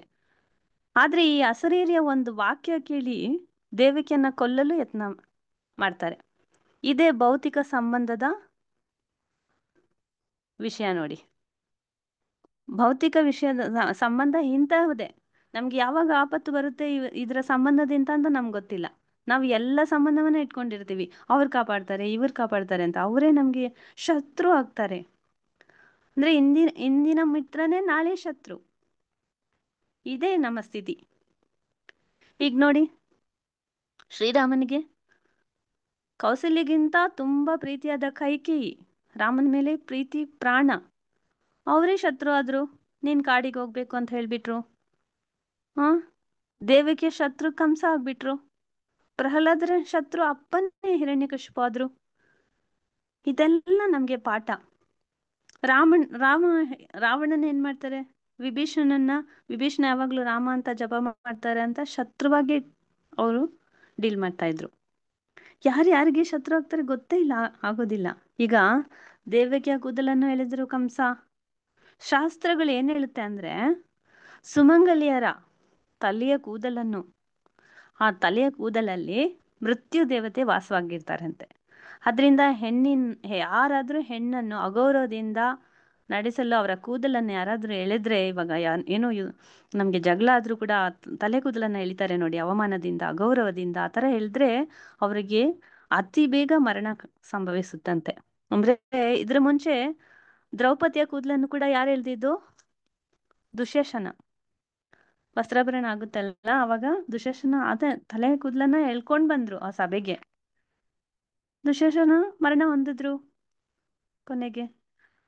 ಮತ್ತೆ ಇನ್ನೊಂದ್ಸಲ ದ್ರೌಪದಿನ ಎಳ್ದಿದ್ದ ಯಾವಾಗ ಗೊತ್ತಾ? ವಿರಾಟ ದೇಶದಲ್ಲಿ ಸೈರಂಧ್ರಿ ರೂಪದಲ್ಲಿ ಇದ್ರು, ಅವಾಗ ಮಾರುವೇಷದಲ್ಲಿ ಇದ್ರು ದ್ರೌಪದಿ. ಅವಾಗ ಕೂಡ ದ್ರೌಪದಿಯ ಕೂದಲನ್ನ ಕೀಚಕ ಅನ್ನೋರು ಹೇಳ್ಕೊಂಡ್ ಬಂದ್ರು, ಅವರು ಮೃತ್ಯು ಸಂಭವಿಸಿದ್ದು. ಹೀಗೆ ನಂತರ ರಾಮಾಯಣದಲ್ಲಿ ಕೂಡ ನೋಡ್ಬೋದು, ಸೀತಾಮಾತೆಯ ತಲೆಯ ಕೂದಲನ್ನು ರಾವಣ ಎಳ್ದು ತಗೊಂಡ್ ಬಂದ್ರು. ಏನಾದ್ರು ರಾವಣ ಮರಣ ಹೊಂದಿದ್ರು. ರಾವಣ ಸೀತೆಯ ಕೂದಲನ್ನು ಎಳೆದು ತನ್ನ ರಥದಲ್ಲೇ ಆ ತರನೇ ಎಳ್ಕೊಂಡ್ ಬಂದೇ ಏರ್ಸಿದ್ದು, ರಥದಲ್ಲಿ ಫೋರ್ಸ್ ಮಾಡಿ. ಹಾಗೆ ಇಲ್ಲಿ ದೇವಕಿಯ ಕೂದಲನ್ನು ಕಂಸ ಹಿಡಿದೆಳಿತಾರೆ. ಸಾಕ್ಷಾತ್ ಮೃತ್ಯುದೇವನನ್ನ ಅವರು ಸ್ವೀಕಾರ ಮಾಡ್ಕೊಂಡ್ರು. ಅದಕ್ಕೆ ಕಂಸನ ಮರಣ ಅಲ್ಲೇ ನಿಶ್ಚಯ ಆಗಿದ್ದು. ಯಾವಾಗ ದೇವಕಿ ಕೂದಲನ್ನ ಎಳಿತಾರೆ, ಅಲ್ಲೇ ಕಂಸನ ಮರಣ ನಿಶ್ಚಯ ಆಗಿದ್ದು. ಅಂದ್ರೆ ದೇವಕಿಯನ್ನ ಕೆಳಗೆ ತಳ್ಳಿದಾಗ ರಥದಿಂದ ವಸುದೇವ ಹೇಳ್ತಾರೆ, ಕಂಸ ನೀನ್ ಯಾಕೆ ಮೃತ್ಯುಗೆ ಇಷ್ಟೊಂದು ಹೆದರ್ತೀಯ? ನಾವು ಹುಟ್ಟುವಾಗ ನಮ್ಮ ಜೊತೆ ಹುಟ್ಟೋದು ಮರಣ ಕೂಡ. ಹುಟ್ಟು ಅಂದಿದ ತಕ್ಷಣ ಮರಣನೂ ಜೊತೆಯಲ್ಲೇ ಇರುತ್ತೆ. ನಾವೆಲ್ಲರೂ ಅವಳಿ ಜವಳಿ ಮಕ್ಕಳನ್ನ ಕೇಳಿದೀವಿ, ಅವ್ರು ಕೆಲವರೇ ಅಂತ ಅನ್ಕೊಳ್ತೀವಿ, ಅವ್ರು ಅವಳಿ ಜವಳಿ ಅಂತ ಹೇಳ್ತೀವಿ. ಆಕ್ಚುಲಿ ನಿಜವಾಗಿ ನೋಡಕ್ ಹೋದ್ರೆ ಅವಳಿ ಜವಳಿ ಎಲ್ಲರೂ ಕೂಡ, ಎಲ್ಲಾ ಜೀವರಾಶಿಗಳಲ್ಲೂ ಅವಳಿ ಜವಳಿ ಇದೆ. ಅದ್ಯಾಕೆ ನಿನ್ಗೆ ಗೊತ್ತಿಲ್ಲ? ನಮ್ಮ ಅವಳಿ ಜವಳಿ ಯಾರು ಗೊತ್ತಾ? ಹುಟ್ಟು ಸಾವು. ಹುಟ್ಟು ಯಾವಾಗ ಬರುತ್ತೋ ಸಾವುನು ನಮ್ಮ ಜೊತೆಯಲ್ಲೇ ಬರುತ್ತೆ. ಹುಟ್ಟುವಾಗ್ಲೇ ಮರಣ ನಿಶ್ಚಿತ. ಅದಕ್ಕೆ ನೀನ್ ಯಾಕೆ ಹೆದರ್ತೀಯ ಕಂಸ? ಇವಾಗ ಯಾಕೆ ದೇವಕಿಯನ್ನ ನೀನು ಕೊಲ್ಲಲು ಪ್ರಯತ್ನ ಪಡ್ತೀಯ ಅಂತ ವಸುದೇವ ಹೇಳಿದಾಗ ಕಂಸ ಎಷ್ಟು ಬುದ್ಧಿವರ್ತಿಕೆ ಅಂತ ಹೇಳ್ತಾರೆ ನೋಡಿ. ಇದನ್ನೇ ನಿನ್ನ ಪತ್ನಿಗೆ ಹೇಳು, ನೀನು ಸಾಯೋದಕ್ಕೆ ಹೆದರ್ಬೇಡ, ನಿನ್ನನ್ನ ಕಂಸ ಕೊಂದ್ರೆ ಒಪ್ಕೋ ಅಂತ ಅವ್ರಿಗೆ ಹೇಳು, ಅವ್ರ ಹತ್ರ ಹೇಳು ಅವಳಿ ಜವಳಿ ಕತೆ. ನನ್ಗೆ ಯಾಕೆ ಹೇಳ್ತೀಯ ಆ ಥರ ಎಲ್ಲ ಹೇಳ್ತಾರೆ. ಹೆದರ್ಬೇಡ ಅಂತ ಹೇಳು. ಅವಾಗ ನನಗೆ ಹೇಳೋ ಬುದ್ಧಿನ ನೀನ್ ದೇವಕಿಗೆ ಹೇಳು ಅಂತ ಹೇಳ್ತಾರೆ. ಅವಾಗ ವಸುದೇವ ಹೇಳ್ತಾರೆ, ಕಂಸ ರಾಜ ನೀನ್ ಹೇಳೋದು ಸರಿನೇ, ಆದ್ರೆ ನೀನೀಗ ದೇವಕಿಯನ್ನು ಕೊಂದ್ರೆ ನೀನು 3 ಪಾಪ ಕೃತ್ಯಗಳಿಗೂ ನಿಮ್ಮನ್ನ ಸೇರುತ್ತೆ ಅಂತ ಹೇಳ್ತಾರೆ. ಅಂದ್ರೆ ಒಬ್ರನ್ನ ಕೊಂದ್ರೆ 1 ಪಾಪ ತಾನೇ ಬರುತ್ತೆ. ಆದ್ರೆ ಇಲ್ಲಿ ವಸುದೇವ ಬಂದ್ಬಿಟ್ಟು ಕಂಸನ್ನ ಹೇಳ್ತಾರೆ, ನೀನ್ ದೇವಕಿಯನ್ನ ಕೊಂದ್ರೆ ನಿನಗೆ 3 ರೀತಿಯ ಪಾಪ ಬರುತ್ತೆ ಅಂತ ಹೇಳ್ತಾರೆ. 3 ಪಾಪ ಯಾವುದು ಅಂದ್ರೆ, ಫಸ್ಟ್ ಒನ್ ಸ್ತ್ರೀ ಹತ್ಯ. ಇದು ಮಹಾಪಾಪ, ಸ್ತ್ರೀಯನ್ನು ಕೊಲ್ಲುವುದು ಮಹಾಪಾಪ. ಎರಡನೇ ಪಾಪ ಯಾವ್ದಂದ್ರೆ, ದೇವಕಿ ಬರೀ ಸ್ತ್ರೀ ಮಾತ್ರ ಅಲ್ಲ, ಕಂಸನ ಸಹೋದರಿ ಕೂಡ. ಕಂಸನ ಸಹೋದರಿ ಕೂಡ, ಸಹೋದರಿಯನ್ನ ಕೊಂದ ಪಾಪ ಬರುತ್ತೆ. 3ನೇ ಪಾಪ ದೇವಕಿಯ ವೆಡ್ಡಿಂಗ್ ಡೇ, ಅದು ಮದುವೆ ಆದ ದಿನ, ಅವತ್ತೇ ಆ ವಧುವನ್ನ ಕೊಲ್ಲೋದು ಎಷ್ಟು ದೊಡ್ಡ ಪಾಪ. ಈ ರೀತಿ 3 ಪಾಪ ನಿನ್ನನ್ನ ಸೇರುತ್ತೆ ಅಂತ ಕಂಸನಿಗೆ ಎಚ್ಚರಿಕೆ ಕೊಡ್ತಾರೆ ವಸುದೇವರು. ಸೊ ನೀನು ದೇವಕಿಯನ್ನ ಕೊಲ್ಬಾರ್ದು. ಆ ಥರ ಹೇಳಿ ಕೂಡ ಕಂಸ ಭಯ ಪಡಲೇ ಇಲ್ಲ. ಕಂಸ ಪಾಪಕೃತ್ಯಲ್ಲಿ PhD ಪದವಿ ತಗೊಂಡಿರೋದು, ಅಂದ್ರೆ ಪಾಪದಲ್ಲಿ ಡಾಕ್ಟರೇಟ್ ಮಾಡಿದ್ದಾರೆ. ಕಂಸ PhD ಸಬ್ಜೆಕ್ಟ್ನಲ್ಲಿ ಅವ್ರು ತಗೊಂಡಿರೋ ಸಬ್ಜೆಕ್ಟ್ ಏನಂದ್ರೆ ಪಾಪಗಳು. ಸೊ ಭಯವೇ ಪಟ್ಟಿಲ್ಲ ಅವರು. ಕಂಸ ಅಂದ್ಕೊಂಡ್ರು ನಾನು ಅಸಂಖ್ಯ ಪಾಪಗಳನ್ನ ಮಾಡಿದ್ದೀನಿ, ಅದರಲ್ಲಿ ಈ 3 ಪಾಪ ಆ್ಯಡ್ ಆದ್ರೆ ನನ್ಗೇನು ಚಿಂತೆ ಇಲ್ಲ, ನಾನು ಜಾಸ್ತಿನೇ ಸೇರಿಸಿಟ್ಟಿದ್ದೀನಲ್ಲ, ಈ 3 ಆ್ಯಡ್ ಆದ್ರೆ ಏನು ಪರವಾಗಿಲ್ಲ ಅಂತ ಅನ್ಕೊಂಡ್ರು. ದೇವಿಕೆಯನ್ನ ಮತ್ತೆ ಇಷ್ಟೆಲ್ಲ ಅಡ್ವೈಸ್ ಮಾಡಿದ್ರು ದೇವಿಕೆಯನ್ನ ಕೊಲ್ಲಲು ಯತ್ನ ಪಡ್ತಾರೆ. ಆಗ ವಸುದೇವರು ಹೇಳ್ತಾರೆ, ಕಂಸನೇ ಇನ್ನೊಂದು ಹೇಳ್ತೀನಿ ನೋಡಿ, ಸ್ಟೆಪ್ ಬೈ ಸ್ಟೆಪ್ ಹೇಳ್ತಾ ಬರ್ತಾರೆ. ವಸುದೇವರು ತುಂಬಾ ಅವರು ಬುದ್ಧಿವಂತರು. ಅವರು ಒಂದೊಂದು ಸ್ಟೆಪ್ಪಲ್ಲಿ ಈ ಸ್ಟೆಪ್ಪಲ್ಲಿ ಹೇಳಿದ್ರೆ ಕೇಳ್ತಾರೆ, ಈ ಸ್ಟೆಪ್ಪಲ್ಲಿ ಹೇಳಿದ್ರೆ ಒಂದೊಂದು ಸ್ಟೆಪ್ ಬೈ ಸ್ಟೆಪ್ ಹೇಳ್ತಾ ಬರ್ತಾರೆ. 3rd ಸ್ಟೆಪ್ ಏನು ಹೇಳ್ತಾರೆ ಗೊತ್ತಾ? ಕಂಸನೇ ಅಸ್ರೀರಿ ಏನ್ ಹೇಳ್ತಾರೆ, ದೇವಕಿ ನನ್ನನ್ನ ಕೊಲ್ತಾರೆ ಅಂತ ಹೇಳಿದ್ರಾ? ಇಲ್ಲ. ದೇವಕಿ ಏನ್ ಹೇಳಿದ್ರು ಅಸರೀರಿ? ದೇವಕಿ ಅಷ್ಟಗರ್ಭ ಅಂದ್ರೆ 8ನೇ ಮಗುನೇ ನಿನ್ನನ್ನ ಕೊಲ್ಲೋದು ಅಂತ ತುಂಬಾ ಸ್ಪಷ್ಟವಾಗಿ ಹೇಳಿದ್ದಾರೆ. ಹಾಗಾದ್ರೆ ನೀನ್ ದೇವಕಿಯನ್ನ ಯಾಕೆ ಕೊಲ್ತೀಯಾ? ಬಿಟ್ಬಿಡು, ನನ್ನ 8ನೇ ಮಗು ತಾನೇ ನಿನ್ನನ್ನು ಕೊಲ್ಲುತ್ತೆ, ನಾನು ನಿನಗೆ ನನ್ನ ಮಗುವನ್ನು ಸಮರ್ಪಣೆ ಮಾಡ್ತೀನಿ, ಹಾಗಾದ್ರೆ ನೀನ್ ದೇವಕಿಯನ್ನು ಕೊಲ್ಲುವ ವಿಷಯ ಇರೋದಿಲ್ಲ, ಬಿಟ್ಬಿಡು ಅಂತ ಹೇಳ್ತಾರೆ. ಇದನ್ನ ಕೇಳ್ಬಿಟ್ಟು ತಮಿಳಲ್ಲಿ ಒಂದ್ ಗಾದೆ ಇದೆ, ಮದಿಯಾಲ್ ವಿಧಿಯೈ ವೆಲ್ಲಲಾಮ್ ಅಂತ ಹೇಳ್ತಾರೆ. ಅಂದ್ರೆ ಬುದ್ಧಿ ಉಪಯೋಗಿಸಿ ನಾವು ವಿಧಿಯನ್ನ ಗೆಲ್ಲಬಹುದು ಅಂತ ಅರ್ಥ. ಆದ್ರೆ ಆ ಬುದ್ಧಿ ಸರಿಯಾದ ಸಮಯಕ್ಕೆ ನಮಗೆ ಗೋಚರಿಸ್ಬೇಕು. ಆ ಬುದ್ಧಿ ಗೋಚರಿಸ್ಬೇಕಂದ್ರೆ ನಮ್ಗೆ ಯಾರ ಸಹಾಯ ಬೇಕು?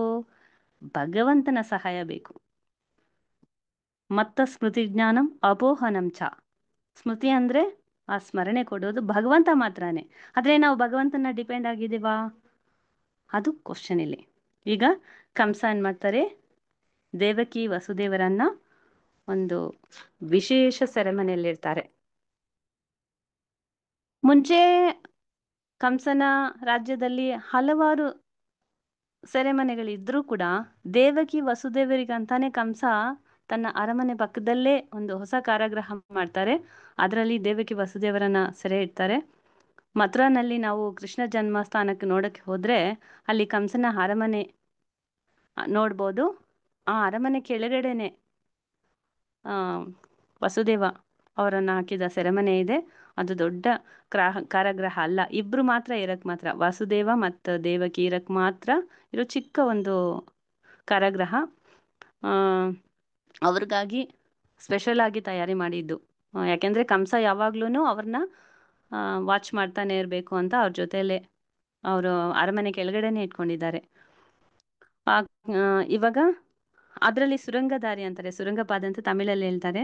ಅದರಲ್ಲಿ ಹೋಗೋದು ಒಂದು ಅಂದ್ರೆ ಅಲ್ಲಿ ಸೆರೆಮನೆಯಿಂದ ಆ ಕಡೆ ಹೋದ್ರೆ ಒಳಗಡೆನೆ ಒಂದು ಕೊಳದ ಬಳಿ ಹೋಗುತ್ತೆ ಆ ದಾರಿ. ಆ ಕೊಳ ಇವಾಗ ಕೂಡ ಇದೆ. ಆ ಕೊಳದ ಹೆಸರು ಪೋತ್ರಕುಂಡ ಅಂತ ಹೇಳ್ತಾರೆ. ಮುಂಚೆ ಅದು ಪವಿತ್ರ ಕುಂಡ ಅಂತ ಇತ್ತು, ಇವಾಗ ಪೋತ್ರಕುಂಡ ಅಂತ. ಅಲ್ಲಿ ಹೋದ್ರೆ ಅಲ್ಲಿ ಬೋರ್ಡ್ ಹಾಕಿರ್ತಾರೆ. ಆ ಕುಂಡದಲ್ಲಿ ದೇವಕಿ ಮತ್ತು ವಸುದೇವರು ದಿನವೂ ಸ್ನಾನ ಮಾಡ್ತಾ ಇದ್ರು. ಈಗ ದೇವಕಿ ವಸುದೇವರನ್ನ ಏನ್ ಮಾಡ್ತಾರೆ ನೋಡ್ಕೋಬೇಕು ಅಂತ ಹೇಳ್ಬಿಟ್ಟು ಹಲವಾರು ಆಳುಗಳನ್ನ ನೇಮನ ಮಾಡಿದ್ರು ಕಂಸ.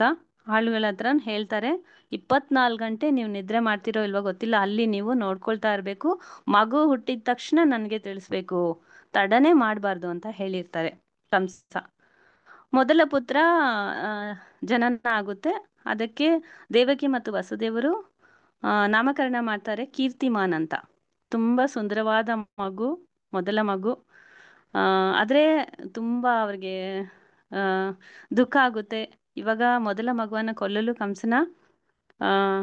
ಕಂಸನಿಗೆ ಆ ಪುತ್ರನನ್ನ ಕೊಡ್ಬೇಕಲ್ಲ ಅಂತ ತುಂಬಾ ದುಃಖ ಪಡ್ತಾರೆ. ಆಮೇಲೆ ಅವ್ರಿಗೆ ಹೆಸರು ಕೂಡ ಕೀರ್ತಿಮಾನ್ ಅಂತ ಇಟ್ಟು ಮುದ್ದು ಮಾಡಿ ಮಗುವನ್ನ ಕೊಲ್ಲಲಕ್ಕೆ ವಸುದೇವರು ಕೊಟ್ಟ ಮಾತನ್ನ ಕಾಪಾಡಕ್ಕೆ ಅವ್ರ ಮಗುವನ್ನ ತಗೊಂಡು ಕಂಸನ ಹತ್ರ ಹೋಗ್ತಾರೆ.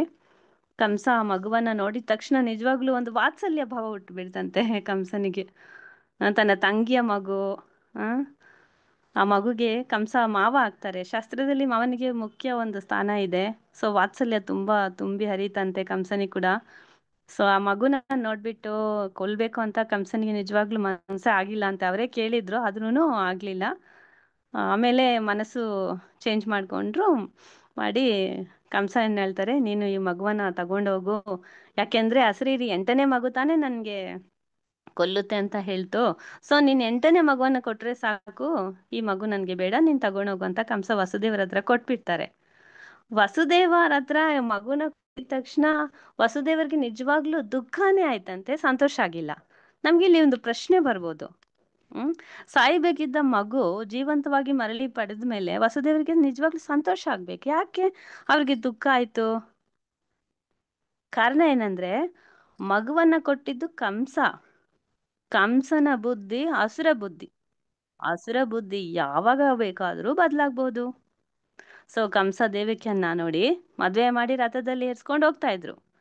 ಆದ್ರೆ ಅಲ್ಲೇ ಅಸರೀರಿ ಕೇಳಿ ಕೊಲ್ಲಕ್ಕೆ ಪ್ರಯತ್ನ ಪಟ್ರು. ಅಂತ ಅಸುರ ಇವಾಗ ವಾಪಸ್ ಕೊಡ್ತಾ ಇದ್ರೆ ಮಗುವನ್ನ, ಯಾವಾಗ ಬೇಕಾದ್ರೂ ಮತ್ತೆ ಕೇಳ್ಬೋದು. ಅದಕ್ಕೆ ವಸುದೇವರಿಗೆ ಇವಾಗ ಕೊಟ್ಟಿದ್ದಾರೆ, ಯಾವಾಗ ಬೇಕಾದ್ರೂ ವಾಪಸ್ ಮರಳಿ ಕೇಳಿ ನನ್ನ ಮಗುವನ್ನ ಕೊಲ್ಲಬಹುದು ಕಂಸ. ಅದಕ್ಕೆ ಅವ್ರಿಗೆ ಸಂತೋಷನೇ ಆಗಿಲ್ಲ ಅಂತೆ. ಹಾಗೆ ದುಃಖದಿಂದಾನೇ ತಗೊಂಡೋದ್ರಂತೆ. ಅವ್ರು ಹೋಗಿದ ತಕ್ಷಣ ಅಲ್ಲಿ ನಾರದ ಮುನಿಗಳು ಪ್ರತ್ಯಕ್ಷರಾಗ್ತಾರೆ ಕಂಸನ ಹತ್ರ.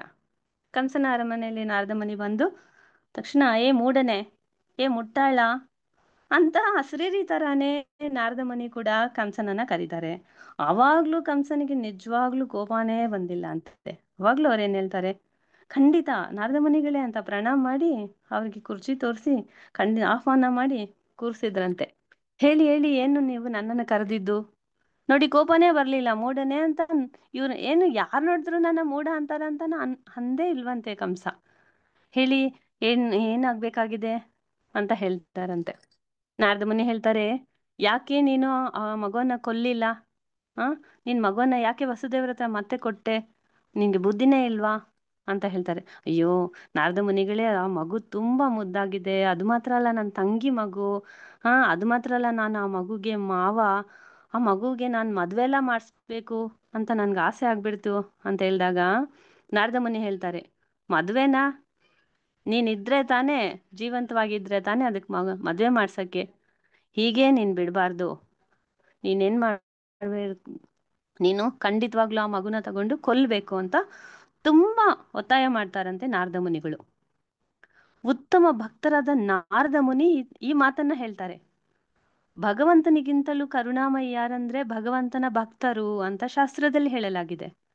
ಅಂತ ಭಕ್ತರಾದ ನಾರದ ಮುನಿ ಇಲ್ಲಿ ಕೊಲ್ಲಕ್ಕೆ ಹೇಳ್ತಾರೆ. ಅಸುರರಾದ ಕಂಸ ಕೊಲ್ಲಲ್ಲ ಅಂತ ಕಳಿಸ್ಬಿಟ್ರು. ಭಗವಂತನ ಉತ್ತಮ ಭಕ್ತರಾದ ನಾರದ ಮುನಿಗಳು ಕೊಲ್ಬೇಕು, ಯಾಕೆ ಬಿಟ್ಟೆ ಅಂತ ಹೇಳ್ತಾ ಇದ್ದಾರೆ. ಈ ಲಾಜಿಕ್ ನಮ್ಗೆ ಅರ್ಥನೇ ಆಗ್ತಾ ಇಲ್ಲ. ನಮ್ಗೆಲ್ಲ ಒಂದು ಸಂಶಯ ಇದೆ, ಒಂದ್ ನಾರದ ಮುನಿಗಳು ಈ ತರ ಹೇಳ್ಬೋದಾ? ಕೆಟ್ಟವರನ್ನ ತಿದ್ದಕ್ ಬರ್ಬೇಕು, ಅವ್ರು ತಿದ್ದಿದವ್ರನ್ನ ತಪ್ಪು ಮಾಡು ಅಂತ ಹೇಳ್ಕೊಡ್ತಾ ಇದಾರಲ್ಲ, ಇದೇನ್ ವಿಷಯ ಅಂತ ನಮ್ಗೆ ಸಂಶಯ ಇರ್ಬೋದು. ಇದ್ರ ಹಿಂದೆ ಅಂದ್ರೆ ಚರಿತ್ರೆ ಒಂದಿದೆ. ನಾರದ ಮುನಿ ಹೇಳಿದ ಮೇಲೇನೆ ಕಂಸ ದೇವಕಿಯ 6 ಪುತ್ರರನ್ನು ಕೊಲ್ಲೋದು. ಇದು ನಮ್ಗೆ ಕೃಷ್ಣ ಬುಕ್ ಓದಿದ್ರೆ ಗೊತ್ತಾಗೋದು. ಆಕ್ಚುಲಿ ಅವ್ರು ಕೊಲ್ಲೋದೇ ಇಲ್ಲ, ನಾರದ ಮುನಿ ಒತ್ತಾಯದಿಂದಾನೆ ಕಂಸ 6 ಪುತ್ರರನ್ನ ಕೊಲ್ತಾರೆ. ನಾರದ ಮುನಿ ಹೇಳ್ತಾರೆ, ಕಂಸ ಅಸರೀರಿ ಏನ್ ಹೇಳ್ತು, ದೇವಕಿ 8ನೇ ಮಗು ಕೊಲ್ಲುತ್ತೆ ಅಂತ ಹೇಳ್ತಲ್ವಾ, 7ನೇ ಮಗು 8ನೇ ಮಗು ಕೊಲ್ಲುತ್ತೆ ಅಂತ ಹೇಳ್ತು.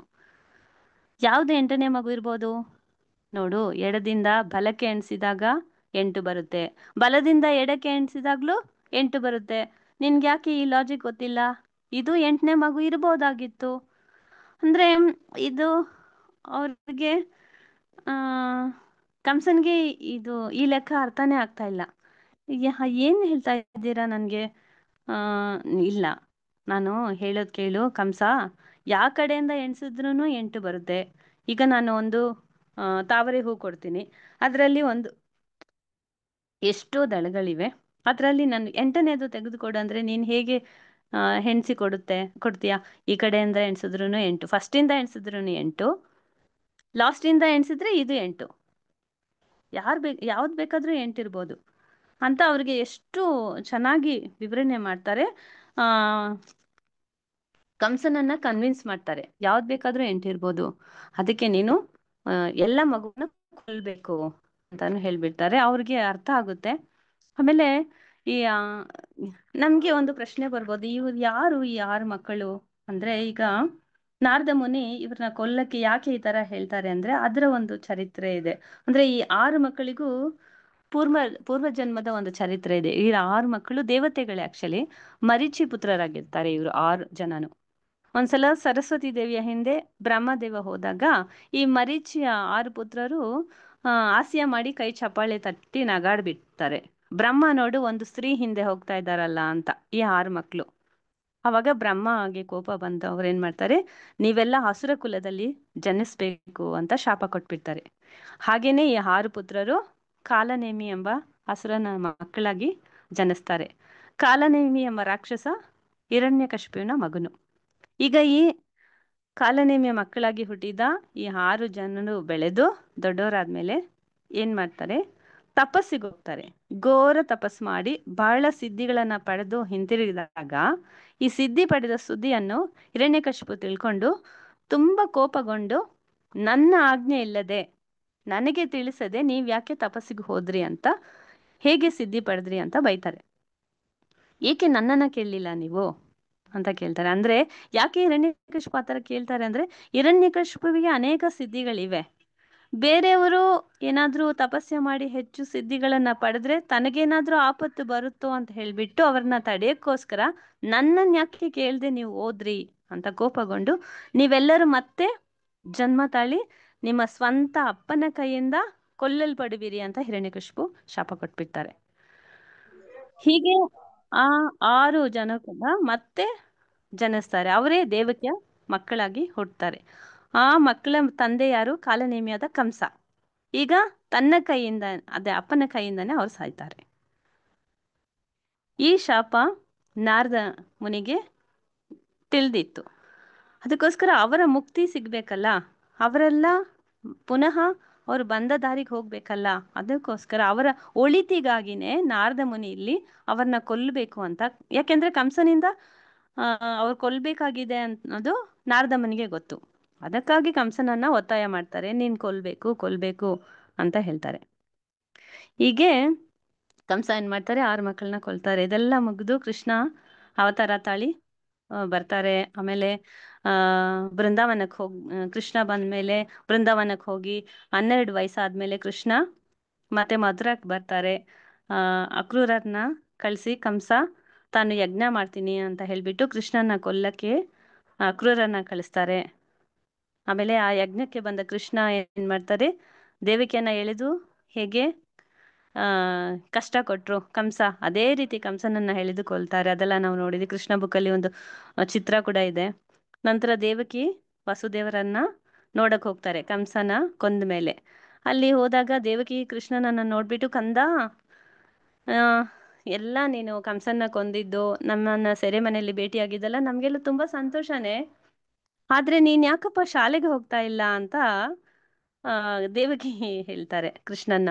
ABCD ಯಾಕೆ ಕಲಿತಾ ಇಲ್ಲ, 1 2 3 ಯಾಕೆ ಕಲಿತಾ ಇಲ್ಲ ಕೃಷ್ಣ, ಎಲ್ಲವೂ ಸರಿನೇ, ಆದ್ರೆ ಶಾಲೆಗೆ ಹೋಗ್ತಾ ಇಲ್ವಲ್ಲ, ನೀನು ಶಾಲೆಗೆ ಕೂಡ ಹೋಗ್ಬೇಕು, ಕಲಿಬೇಕು, 2 ಅಕ್ಷರ ಕಲಿಬೇಕಲ್ವೇ ಮಗು ಅಂತ ಹೇಳ್ತಾರೆ. ಕೃಷ್ಣ, ಅಮ್ಮ ನಾನು ಇವಾಗ 12 ವಯಸ್ಸಾಗ್ಬಿಟ್ಟಿದೆ, ಇವಾಗ ಶಾಲೆಗೆ ಹೋಗೋದು ನನಗೆ ಅಭ್ಯಾಸ ಇಲ್ಲ, ಸೊ ಹೇಗೋ ಅಡ್ಜಸ್ಟ್ ಮಾಡ್ಕೊಳ್ತೀನಿ, ಇಲ್ಲ ನಾನು ಶಾಲೆಗೆ ಹೋಗೋದಿಲ್ಲ, ಅದನ್ನ ಬಿಟ್ಟು ನೀವು ಬೇರೆ ಏನಾದ್ರೂ ಮಾತಾಡಿ ಅಂತ ಕೃಷ್ಣ ಹೇಳ್ತಾರೆ. ಆದ್ರೆ ದೇವಕಿ ಒಪ್ಕೊಳ್ಳೋದಿಲ್ಲ. ಇಲ್ಲ ನೀವಿಬ್ರು ಶಾಲೆಗೆ ಹೋಗ್ಲೇಬೇಕು ಅಂತ ಒತ್ತಾಯ ಮಾಡಿ ಕೃಷ್ಣ ಬಲರಾಮನನ್ನ ಶಾಲೆಗೆ ಸೇರಿಸ್ತಾರೆ, ಶಾಂತಿಪನಿ ಗುರುಕುಲಕ್ಕೆ. ಶಾಲೆ ಹೆಸರು ಗುರುಕುಲ. ಅಲ್ಲಿ ಹೋಗ್ಬಿಟ್ಟು ಶಾಲೆ ಬಂದ್ಬಿಟ್ಟು ಉಜ್ಜಯಿನಲ್ಲಿದೆ, ಗುರುಗಳ ಹೆಸರು ಶಾಂತಿಪನಿ. ಅಲ್ಲಿ ಹೋದ್ರು ಭಗವಂತ, ಹೋದ್ರೂನು ಓದ್ಲಿಲ್ಲ. ನಾವೆಲ್ಲ ನಮ್ಮ ಮಕ್ಳು ಓದಿಲ್ಲ ಅಂತೀವಲ್ಲ, ಕೃಷ್ಣ ಕೂಡ ಓದಿಲ್ಲ. ಅಲ್ಲಿ ಹೋಗ್ಬಿಟ್ಟು ಕೃಷ್ಣ ಅಮ್ಮ ಒತ್ತಾಯದ ಮೇಲೆಗೆ ಅಲ್ಲಿ ಹೋಗಿರೋದು. ಹೋಗಿ ಅಲ್ಲಿ 64 ದಿನ ಕೃಷ್ಣ ಶಾಲೆಗೆ ಹೋಗಿದ್ದು. 64 ದಿನಗಳಲ್ಲಿ 64 ಕಲೆಗಳನ್ನ ಕಲಿತು ನಿಪುಣರಾದ್ರು. ಅದು ಒಂದು ಕಾರಣಕ್ಕಾಗಿ ಹೋದ್ರು ಅಷ್ಟೇ. ಆಮೇಲೆ 64 ದಿನ ಆದ್ಮೇಲೆ ಶಾಲೆ ಬಿಟ್ಬಿಟ್ರು. ವಿದ್ಯಾಭ್ಯಾಸ ಮುಗೀತು ಅಂತ ಹೇಳಿ ಗುರುಗಳಿಗೆ ದಕ್ಷಿಣೆ ನೀಡಬೇಕು ಅಂತ ಅನ್ಕೊಂಡ್ರು. ಗುರು ಹತ್ರ ಹೋಗಿ ಏನು ದಕ್ಷಿಣೆ ಬೇಕು ಅಂತ ಕೃಷ್ಣ ಕೇಳ್ತಾರೆ. ಗುರು ಪತ್ನಿ ಹೇಳ್ತಾರೆ, ನಮ್ಮ ಮಗ ಬಂದ್ಬಿಟ್ಟು ಪ್ರಭಾಸ ತೀರ್ಥದಲ್ಲಿ ಸ್ನಾನ ಮಾಡಕ್ಕೆ ಹೋದಾಗ ಬರಲೇ ಇಲ್ಲ, ನಮಗೆ ಅವನ್ನ ಮತ್ತೆ ಕೊಡಿಸ್ಬೇಕು ಅಂತ ಹೇಳ್ತಾರೆ. ಇದೇ ನೀನು ಕೊಡುವ ದಕ್ಷಿಣೆ ಅಂತ ಹೇಳಿದಾಗ ಭಗವಂತನ ಹತ್ರ, ನೋಡಿ ಹಾಲು ಬೆಣ್ಣೆ ತುಪ್ಪ ಮೊಸರು ಹಸು ಏನಾದ್ರೂ ಕೇಳಿದ್ರೆ ಕೊಡ್ಬೋದು, ಸತ್ತೋದ ಮಗನನ್ನ ಹೇಗೆ ಬದುಕಿಸಿ ಕೊಡೋದು ಅಂತ ನಾವೆಲ್ಲ ಅನ್ಕೋಬಹುದು, ಅದು ನಮ್ಗೆ ಅಸಾಧ್ಯ, ಆದ್ರೆ ಕೃಷ್ಣನ್ಗೆ ಎಲ್ಲವೂ ಸಾಧ್ಯ. ಅವ್ರೇನ್ ಹೇಳ್ತಾರೆ, ಇಷ್ಟೇ ತಾನೇ, ನಾನು ಖಂಡಿತ ತರ್ತೀನಿ ಅಂತ ಅವ್ರು ಹೋಗಿ ಗುರುದಕ್ಷಿಣೆಯಾಗಿ ಗುರುಪುತ್ರರನ್ನ ತಗೊಂಡ್ ಬಂದು ಕರ್ಕೊಂಡು ಬಂದು ಕೊಡ್ತಾರೆ. ಅಂದ್ರೆ ಇಲ್ಲಿ ಪುನಃ ದೇವಕಿ ಹತ್ರ ಬರ್ತಾರೆ ಅವರು. ಅಲ್ಲಿ ಕೊಟ್ಬಿಟ್ಟು ದಕ್ಷಿಣೆ ಕೊಟ್ಬಿಟ್ಟು ಇಲ್ಲಿ ಬರ್ತಾರೆ. ದೇವಕಿ ಹತ್ರ ಬಂದಾಗ ದೇವಕಿ ಬೈತಾರೆ, ಇಷ್ಟು ಬೇಗ ನೀನು ಶಾಲೆ ಬಿಟ್ಟು ಬಂದಿದ್ಯಾಕೆ? ಅವಾಗ ಕೃಷ್ಣ ಹೇಳ್ತಾರೆ, ನಾನೆಲ್ಲ ಕಲ್ತಿದ್ದೀನಮ್ಮ ಗುರುಗಳ ಹತ್ರ, ನಾನು ಕಲಿಯುವುದು ಇನ್ನೇನು ಇಲ್ಲ, ಎಲ್ಲ ಗುರುಗಳು ಕಲಿಸ್ಬಿಟ್ರು. ಸೊ ನಾನು ಗುರುದಕ್ಷಿಣೆ ಕೊಟ್ಬಿಟ್ಟು 64 ದಿನಗಳಲ್ಲಿ 64 ಕಲೆಗಳನ್ನು ಕಲಿತು ಬಂದಿದ್ದೀನಿ, ಸಾಕು ಅಂತೆಲ್ಲ ಹೇಳ್ತಾರೆ. ಆವಾಗ ದೇವಕಿ ಹೇಳ್ತಾರೆ, ಏನ್ ಗುರುದಕ್ಷಿಣೆ ಕೊಟ್ಟೆ ಅಂದ್ರೆ, ಗುರುಪುತ್ರರನ್ನ ಮತ್ತೆ ಕೊಟ್ಟೆ ಬದುಕಿಸಿ ಕೊಟ್ಟೆ ಅಂದಾಗ ದೇವಕಿಗೆ ದುಃಖ ಆಗುತ್ತೆ. ಯಾಕೆ ದುಃಖ ಆಗುತ್ತೆ ಅಂದ್ರೆ, ಅವರು 6 ಮಕ್ಕಳನ್ನ ಕಳ್ಕೊಂಡಿರ್ತಾರಲ್ಲ ದೇವಕಿ, ಅವರು ಜ್ಞಾಪಕ ಆಯ್ತು, ಗುರುವಿನ ಮಗನಂತೆ ನನ್ನ 6 ಪುತ್ರರನ್ನು ನೀನು ಕರ್ಕೊಂಡು ನನಗೆ ತೋರಿಸ್ಬಾರ್ದಾ ಅಂತ ಹೇಳ್ತಾರೆ. ಅವಾಗ ಕೃಷ್ಣ ಹೇಳ್ತಾರೆ, ಶಾಲೆಗೆ ಹೋಗು ಅನ್ನೋದು ಬಿಟ್ಟು ನಾನು ಏನ್ ಬೇಕಾದ್ರೂ ನಿನ್ಗೆ ತರ್ಸ್ಕೊಡ್ತೀನಮ್ಮ, ನನಗೆ ಶಾಲೆಗೆ ಹೋಗು ಅಂದ ಮಾತ್ರ ಹೇಳ್ಬೇಡ, ಇದು ಕಷ್ಟನೇ ಇಲ್ಲ ಅಂತ ಹೇಳಿ ಭಗವಂತ ಏನ್ ಮಾಡ್ತಾರೆ, ಆ 6 ಪುತ್ರರನ್ನು ದೇವಕಿಗೋಸ್ಕರ ಬರೆಸ್ತಾರೆ. ಎಲ್ಲಿದ್ದಾರೆ 6 ಪುತ್ರರಂದ್ರೆ, ಭಗವಂತ ಮಹಾಬಲಿ ವಾಸಿಸುವ ಸುತಳ ಲೋಕದಲ್ಲಿರ್ತಾರೆ ಆ 6 ಪುತ್ರರು ಕೂಡ. ಮತ್ತೆ ಪುನಃ ತಂದು ದೇವಕಿಗೆ ಒಪ್ಪಿಸ್ತಾರೆ. ದೇವಕಿ ತುಂಬಾ ಆನಂದ ಪಡ್ತಾರೆ. ದೇವಕಿ ತುಂಬಾ ಸಂತೋಷದಿಂದ ಅವ್ರಿಗೆ ಹಾಲು ಕುಡಿಸ್ತಾರೆ ಆ ಮಕ್ಕಳಿಗೆಲ್ಲ. ಯಾಕೆಂದ್ರೆ ಅವರು ಹಾಲು ಕುಡಿಯಕ್ ಮುಂಚೆನೆ ಕಂಸ ಅವ್ರನ್ನ ಕೊಲ್ಲಕ್ಕೆ ತಗೊಂಡೋಗಿದ್ರು. ಇವಾಗ ಮಗುವನ್ನ ನೋಡಿದ ತಕ್ಷಣ ಅವ್ರು ಹಾಲು ಕೊಡ್ತಾರೆ. ದೇವಕಿಯ ಹಾಲನ್ನು ಯಾವಾಗ ಆ ಮಕ್ಕಳು ಕುಡಿತಾರೋ ಅವರು ತಕ್ಷಣ ಅವರು ದೇವತೆಗಳ ರೂಪ ತಾಳಿ ಅವರ ಸ್ಥಾನಕ್ಕೆ ಹೋಗ್ತಾರೆ. ಶಾಪ ವಿಮೋಚನೆ ಸಿಕ್ತು ಅವರಿಗೆ. ಕಾರಣ ಏನು, ಇಷ್ಟು ದಿನ ಅವ್ರಿಗೆ ಶಾಪ ವಿಮೋಚನೆ ಇರಲ್ಲ, ಆದ್ರೆ ದೇವಕಿ ಹಾಲು ಕುಡಿದ ತಕ್ಷಣ ಅವ್ರಿಗೆ ಶಾಪ ವಿಮೋಚನೆ ಆಯ್ತು. ಯಾಕೆ ಅಂದ್ರೆ ದೇವಕಿಯ ಹಾಲಿಗೆ ಅತಿ ದೊಡ್ಡ ವಿಶೇಷತೆ ಇದೆ. ಆ ಹಾಲು ಮಹಾಪ್ರಸಾದ ಹಾಲು, ಅಂದ್ರೆ ಭಗವಂತ ಸ್ವೀಕರಿಸಿದ ಅವರು ಕುಡಿದ ಹಾಲು. ಆ ಮಹಾಪ್ರಸಾದವನ್ನು ಆ 6 ಮಕ್ಕಳು ಕುಡಿದ ತಕ್ಷಣ ಶಾಪ ವಿಮೋಚನೆ ಆಯ್ತು, ಮತ್ತೆ ದೇವತೆಗಳಾಗಿ ಅವರು ಹೋದ್ರು. ಅಂದ್ರೆ ನಾರದ ಮುನಿ ಯಾಕೆ ಈ ಮಕ್ಕಳನ್ನು ಕೊಲ್ಲಕ್ಕೆ ಹೇಳಿದ್ರು ಕಂಸನ್ನ, ಇದೇ ಉತ್ತರ ಅದಕ್ಕೆ. ಈಗ 7ನೇ ಗರ್ಭದಲ್ಲಿ ಬಲದೇವ ಬರ್ತಾರೆ. ಮತ್ತೆ ಬಲದೇವವನ್ನು ಗೋಕುಲದಲ್ಲಿರುವ ವಸುದೇವರ ಮತ್ತೊಂದು ಪತ್ನಿಯಾದ ರೋಹಿಣಿ ಗರ್ಭಕ್ಕೆ ಬದಲಾಯಿಸ್ತಾರೆ. ಇದೆಲ್ಲ ನಮ್ಗೆ ಗೊತ್ತು. ಮತ್ತೆ ನಂತರ 8ನೇ ಮಗು ಬರ್ಬೇಕು. ಆಮೇಲೆ ಕೃಷ್ಣ ಹೇಗೆ 8ನೇ ಮಗುವಾಗಿ ಬರ್ತಾರೆ ಅಂದ್ರೆ, ಒಂದಿನ ವಸುದೇವರ ಹೃದಯಕ್ಕೆ ಪ್ರವೇಶ ಮಾಡ್ತಾರೆ ಕೃಷ್ಣ. ನಮ್ಮ ಹೃದಯದಲ್ಲೂ ಕೃಷ್ಣ ಇದ್ದಾರೆ, ವಸುದೇವರ ಹೃದಯದಲ್ಲೂ ಭಗವಂತ ಇದ್ದಾರೆ. ಅಂದ್ರೆ ನಮ್ಮ ಹೃದಯದಲ್ಲಿರುವ ಭಗವಂತನ ಹೆಸರು ಏನಂದ್ರೆ ಕ್ಷೀರೋದಾಯಕ ಸಾಯಿ ವಿಷ್ಣು. ಆಗ ವಸುದೇವರ ಹೃದಯದಲ್ಲೂ ಭಗವಂತ ಇದ್ದಾರೆ ಆಲ್ರೆಡಿ. ಆದ್ರೆ ಪುನಃ ಯಾಕೆ ವಸುದೇವರ ಹೃದಯಕ್ಕೆ ಕೃಷ್ಣ ಹೋಗ್ಬೇಕು ಅಂದ್ರೆ, ಕೃಷ್ಣ ಅನುಭವ ಕೊಡಕ್ಕೆ ವಸುದೇವರ ಹೃದಯಕ್ಕೆ ಅವರು ಹೋಗ್ತಾರೆ. ಅಂದ್ರೆ ನಮಗೆ ಅನುಭವ ಕೊಡಲ್ವಾ ಅಂದ್ರೆ, ನಾವು ಎಷ್ಟು ಭಕ್ತಿ ಮಾಡ್ತೀವೋ, ಭಗವಂತನ ನಾಮ ಕರಿತೀವೋ, ಭಗವಂತನ ಅನುಭವ ಕೊಡ್ತಾರೆ. ಅದಕ್ಕೋಸ್ಕರ ನಾವು ಪ್ಯೂರ್ ಡಿವೋಷನಲ್ ಸರ್ವಿಸ್ ಮಾಡಬೇಕು. ಆಮೇಲೆ ಇಲ್ಲೇನ್ ಮಾಡ್ತಾರೆ, ವಸುದೇವರ ಹೃದಯದಲ್ಲಿ ಪ್ರವೇಶಿಸಿ ಕೃಷ್ಣಾನುಭವ ಕೊಡ್ತಾರೆ. ಹಾಗೆ 2 ತಿಂಗಳು ಕೃಷ್ಣ ಧ್ಯಾನದಲ್ಲೇ ಇರ್ತಾರೆ ವಸುದೇವರು. ಆಮೇಲೆ 1 ದಿನ 2 ತಿಂಗಳ ಆದ ನಂತರ ಒಂದು ದಿನ ದೇವಕಿಯ ಕಣ್ಣನ್ನು, ತುಂಬಾ ಪ್ರೀತಿಯಿಂದ ದೇವಕಿಯ ಕಣ್ಣನ್ನು ವಸುದೇವ ನೋಡ್ತಾರೆ. ಆಗ ವಸುದೇವರ ಕಣ್ಣಿನಿಂದ ದೇವಕಿಯ ಕಣ್ಣಿಗೆ ಟ್ರಾನ್ಸ್ಫರ್ ಆದ್ರು ಕೃಷ್ಣ. ಆ ಕಣ್ಣಲ್ಲಿ ದೇವಕಿಯ ಕಣ್ಣಿಗೆ ಹೋಗಿ, ದೇವಕಿಯ ಹೃದಯಕ್ಕೆ ಹೋಗಿ, ದೇವಕಿಯ ಗರ್ಭದಲ್ಲಿ ಕೃಷ್ಣ ಇರ್ತಾರೆ. ಸೊ ಇಷ್ಟು ವಿವರವಾಗಿ ಯಾಕೆ ನಾವು ಹೇಳ್ತೀವಿ, ಯಾಕೆ ಈ ತರ ಕೇಳ್ತೀವಿ, ಕೃಷ್ಣನ ಜನ್ಮ ಅಂದ್ರೆ, ಕೃಷ್ಣನ ಅವತಾರ ಅಂದ್ರೆ ಸ್ತ್ರೀ ಪುರುಷರ ಸಂಭೋಗದ ಅಂತ ಅಲ್ಲ ಭಗವಂತನ ಅವತಾರ. ಭಗವಂತ ದೇವರ ದೇವಕಿಯ ಗರ್ಭಕ್ಕೆ ಪ್ರವೇಶಿಸೋದು ಅದು ವಿಶೇಷತೆ ಇದೆ. ಕಣ್ಣಿಂದ ಹೃದಯದಿಂದ ಗರ್ಭಕ್ಕೆ ಹೋಗ್ತಾರೆ. ಅಂದ್ರೆ ಭಗವಾನ್ ದೇವಕಿ ವಸುದೇವರ ಹೃದಯದಲ್ಲಿಂದನೇ ಪ್ರವೇಶ ಮಾಡಿದ್ರು ಅನ್ನೋದನ್ನ ನಾವು ತಿಳ್ಕೊಂಡ್ವಿ. ಓಕೆ, ಅದೇ ತರ ದೇವಕಿ ಗರ್ಭದಲ್ಲೂ ಕೃಷ್ಣ ಪ್ರವೇಶಿಸಿದ ತಕ್ಷಣ ದೇವಕಿಯ ಮುಖದಲ್ಲಿ ತುಂಬಾ ಪ್ರಕಾಶ, ಬಹಳ ಪ್ರಜ್ವಲವಾಗಿತ್ತು. ಇದರಿಂದ ಮಥುರಾ ನಿವಾಸಿಗಳಿಗೆ ಬಹುದೊಡ್ಡ ನಷ್ಟ ಆಯಿತು. ದೇವಕಿ ಅಷ್ಟೊಂದು ಮುಖ ಪ್ರಜ್ವಲವಾಗಿದೆ ಅಂದ್ರೆ ಮಥುರಾ ನಿವಾಸಿಗಳಿಗೆ ಯಾಕೆ ನಷ್ಟ ಆಯಿತು ಅಂದ್ರೆ, ಕೌಸಲ್ಯ ಗರ್ಭವತಿಯಾದಾಗ ಅಯೋಧ್ಯ ವಾಸಿಗಳಿಗೆ ಬಹುದೊಡ್ಡ ಭಾಗ್ಯ ಉಂಟಾಯಿತು. ಏನ್ ಭಾಗ್ಯ ಅಂದ್ರೆ, ಶ್ರೀರಾಮ ಕೌಸಲ್ಯ ಗರ್ಭದಲ್ಲಿದ್ದಾಗ ಅಯೋಧ್ಯ ವಾಸಿಗಳೆಲ್ಲ ಕೌಸಲ್ಯ ದರ್ಶನ ಮಾಡಕ್ಕೆ ಅವಕಾಶ ಇತ್ತು. ಭಗವಂತನನ್ನ ಹೊರುವ ಹೆಣ್ಣನ್ನು ನೋಡಿದ್ರೆ ಭಗವಂತನನ್ನೇ ದರ್ಶಿಸಿದ ಫಲ ಸಮ. ಆ ಭಾಗ್ಯ ಅಯೋಧ್ಯ ವಾಸಿಗಿತ್ತು, ಆದ್ರೆ ಮಥುರಾ ನಿವಾಸಿಗೆ ಇಲ್ಲ. ಯಾಕೆಂದ್ರೆ ದೇವಕಿ ಕಾರಾಗೃಹದಲ್ಲಿ ಇದ್ರಲ್ಲ, ದೇವಕಿಯ ದರ್ಶನ ಪಡೆಯಕ್ಕೆ ಆ ಮಥುರಾ ವಾಸಿಗಳೇ ಆಗ್ಲಿಲ್ಲ. ಆದ್ರೆ ಎಲ್ಲಾ ದೇವತೆಗಳಿಗೆಲ್ಲ ದೇವಕಿಯ ದರ್ಶನ ಸಿಕ್ತು. ಯಾಕೆಂದ್ರೆ ದೇವತೆಗಳು ಎಲ್ಲಿ ಬೇಕಾದ್ರೂ ಓಡಾಡ್ಬೋದಲ್ವಾ. ಅವಾಗ ದೇವತೆಗಳೆಲ್ಲ ಕಾರಾಗೃಹಕ್ಕೆ ಬಂದು, ಎಲ್ಲಾ ದೇವತೆಗಳು ಬ್ರಹ್ಮ, ಇಂದ್ರ, ಚಂದ್ರ, ವಾಯು, ವರುಣ, ಅಗ್ನಿ, ಕಿನ್ನರ, ಕಿಂಪುರುಷ ಎಲ್ಲಾ ದೇವತೆಗಳು ಬಂದು ಭಗವಂತನಿಗೆ ಗರ್ಭಸ್ತುತಿ ಮಾಡ್ತಾರೆ. ಭಗವಂತನನ್ನ ಗರ್ಭದಲ್ಲೇ ಗ್ಲೋರಿಫಿಕೇಶನ್ ಮಾಡ್ತಾರೆ. ಭಗವಂತನ ಗ್ಲೋರಿಫಿಕೇಶನ್ ಮಾಡಿ ಎಲ್ಲರೂ ಬಂದು ದೇವಕಿಗೆ ದಂಡವತ್ ಪ್ರಣಾಮ ಮಾಡ್ತಾರೆ. ಬ್ರಹ್ಮ, ಇಂದ್ರ, ಚಂದ್ರ ಎಲ್ಲ. ಅವಾಗ ತುಂಬಾ ಆಶ್ಚರ್ಯ ಆಗ್ಬಿಡುತ್ತೆ ಅವ್ರಿಗೆ, ದೇವಕಿಗೆ. ಆಮೇಲೆ ಕೃಷ್ಣ ಜನನ ಆಗೋದು ತುಂಬಾ ವಿಶೇಷತೆ.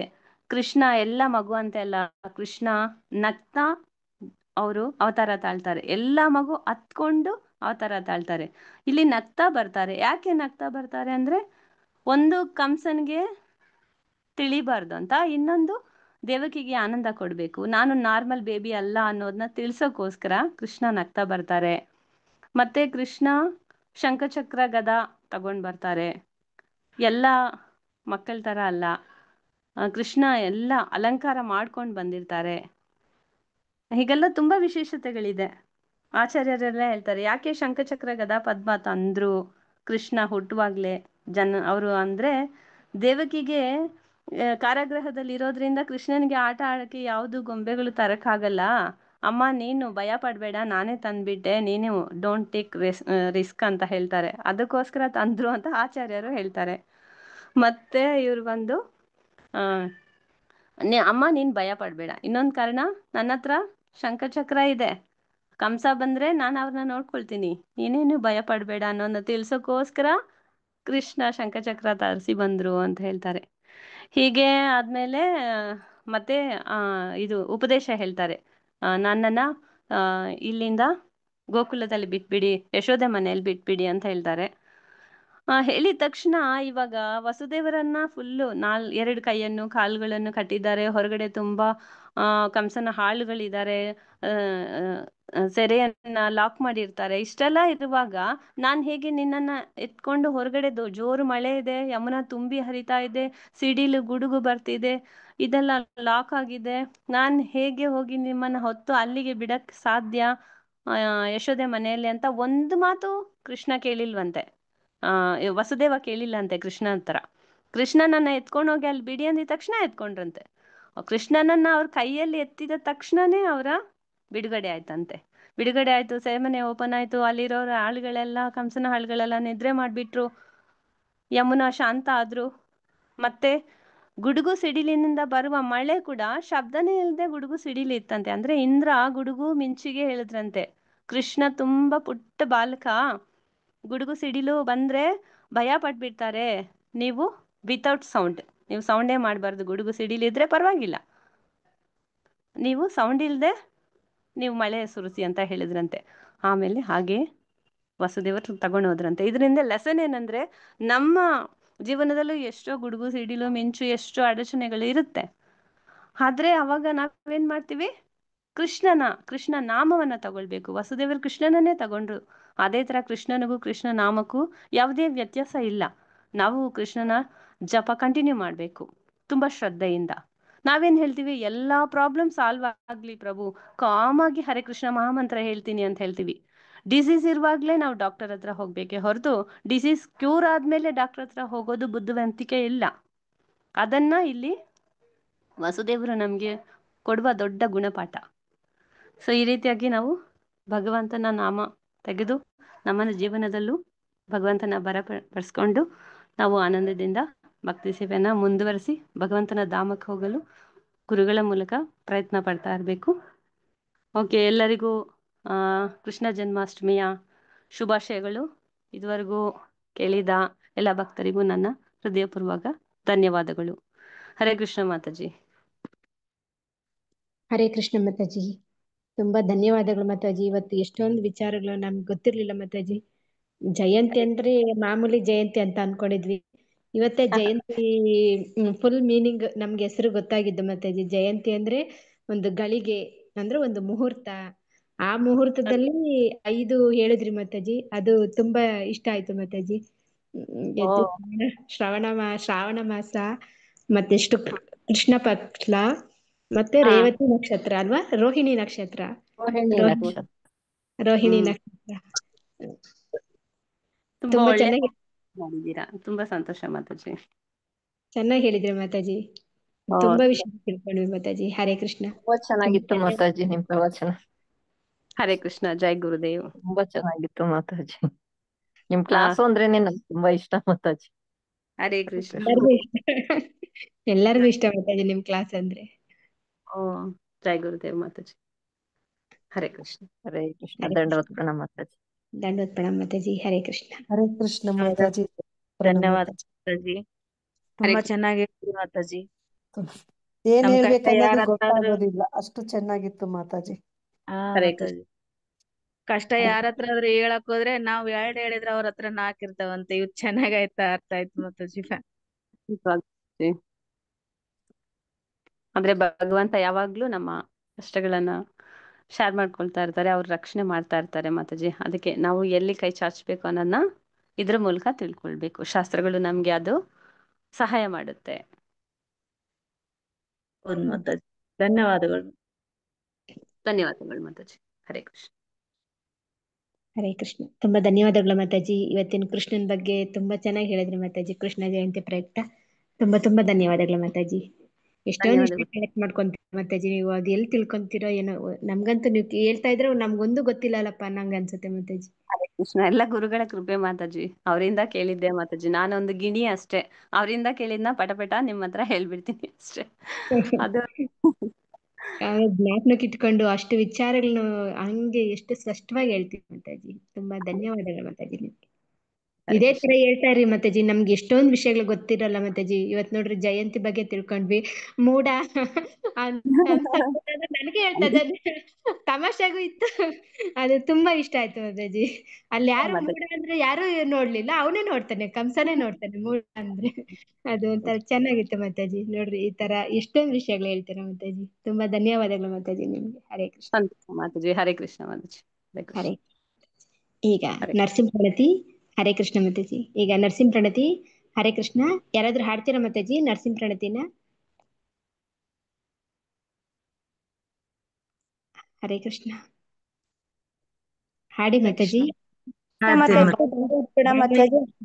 ಬಾಮಾಯಿ ಮಾತಾಜಿ. ಹಾ ಮಾತಾಜಿ ಹಾಡಿ. ಶ್ರೀ ನರಸಿಂಹ ಜಯ ನರಸಿಂಹ ಜಯ ಜಯ ಶ್ರೀ ನರಸಿಂಹ. ಪ್ರಹ್ಲಾದೇಶ ಜಯ ಪದ್ಮ ಮುಖ ಪದ್ಮ ಭೃಂಗಂ. ಉಗ್ರಂ ಮೇರ್ಯಂ ಮಹಾವಿಷ್ಣಂ ಜ್ವಲಂತಂ ಸರ್ವತೋಮುಖಂ. ನರಸಿಂಹಂ ಭೀಷಣಂ ಭದ್ರಂ ಮೃತ್ಯುಂ ನಮಾಮ್ಯಹಂ. ನಮಸ್ತೆ ನರಸಿಂಹಾಯ. ನಮಸ್ತೆ ನರಸಿಂಹಾಯ. ಪ್ರಹ್ಲಾದಲಾದದಾಯಿಣಿ.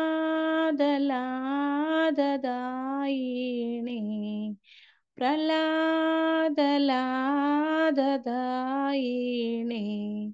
ಹಿರಣ್ಯಕಾಶಿಪೂರ್ವಕ್ಷಃ.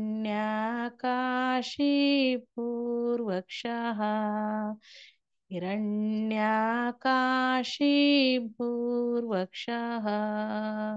शिलटङ्कनकालाये शिलटङ्कनकालाये इतो नरसिंह परतो नरसिंह इतो नरसिंह परतो नरसिंह येतो यामि ततो नरसिंह येतो यामि ततो नरसिंह बाहेर नरसिंह हृदये नरसिंह बाहेर नरसिंह हृदये नरसिंह नरसिंहमदिं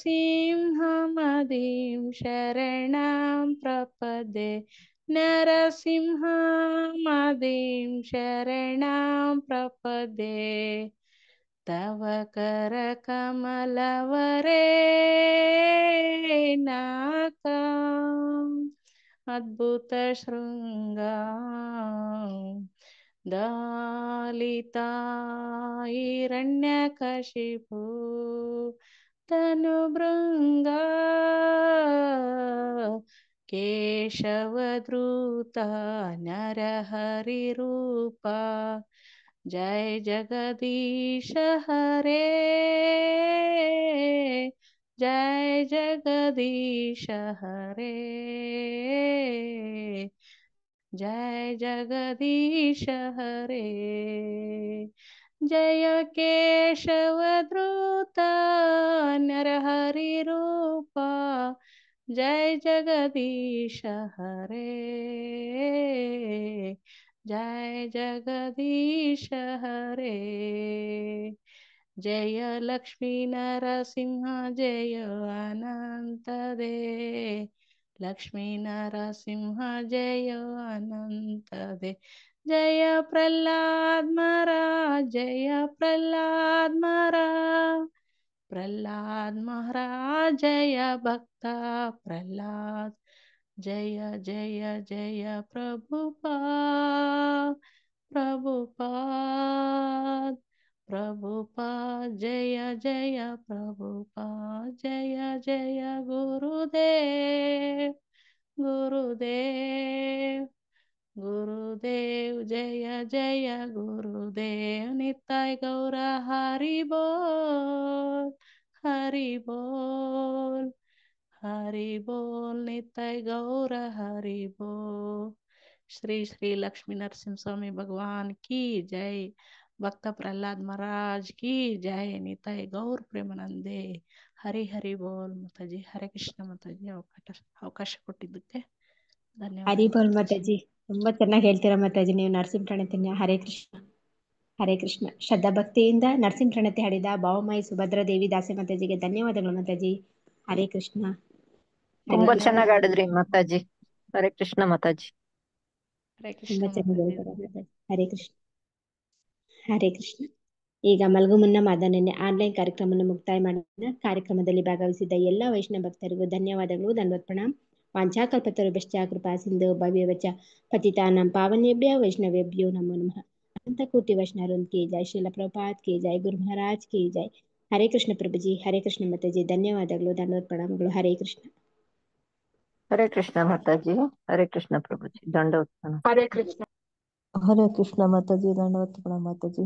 ಹರೇ ಕೃಷ್ಣ ಮಾತಾಜಿ ಧನ್ಯವಾದ ಪ್ರಣಾಮ ಹರೇ ಕೃಷ್ಣ ಮಾತಾಜಿ ದಂಡವತ್ ಪ್ರಣಾಮ ಧನ್ಯವಾದ ಪ್ರಣಾಮ ಮಾತಾಜಿ ಹರೇ ಕೃಷ್ಣ ಹರೇ ಕೃಷ್ಣ ಮಾತಾಜಿ ದಂಡವತ್ ಪ್ರಣಾಮ ಮಾತಾಜಿ ಮಾತಾಜಿ ಹರೇ ಕೃಷ್ಣ ಪ್ರಭುಜಿ ಹರೇ ಕೃಷ್ಣ ಮಾತಾಜಿ ದಂಡವತ್ ಪ್ರಣಾಮಗಳು ಹರೇ ಕೃಷ್ಣ ಮಾತಾಜಿ ಧನ್ಯವಾದ ಪ್ರಣಾಮ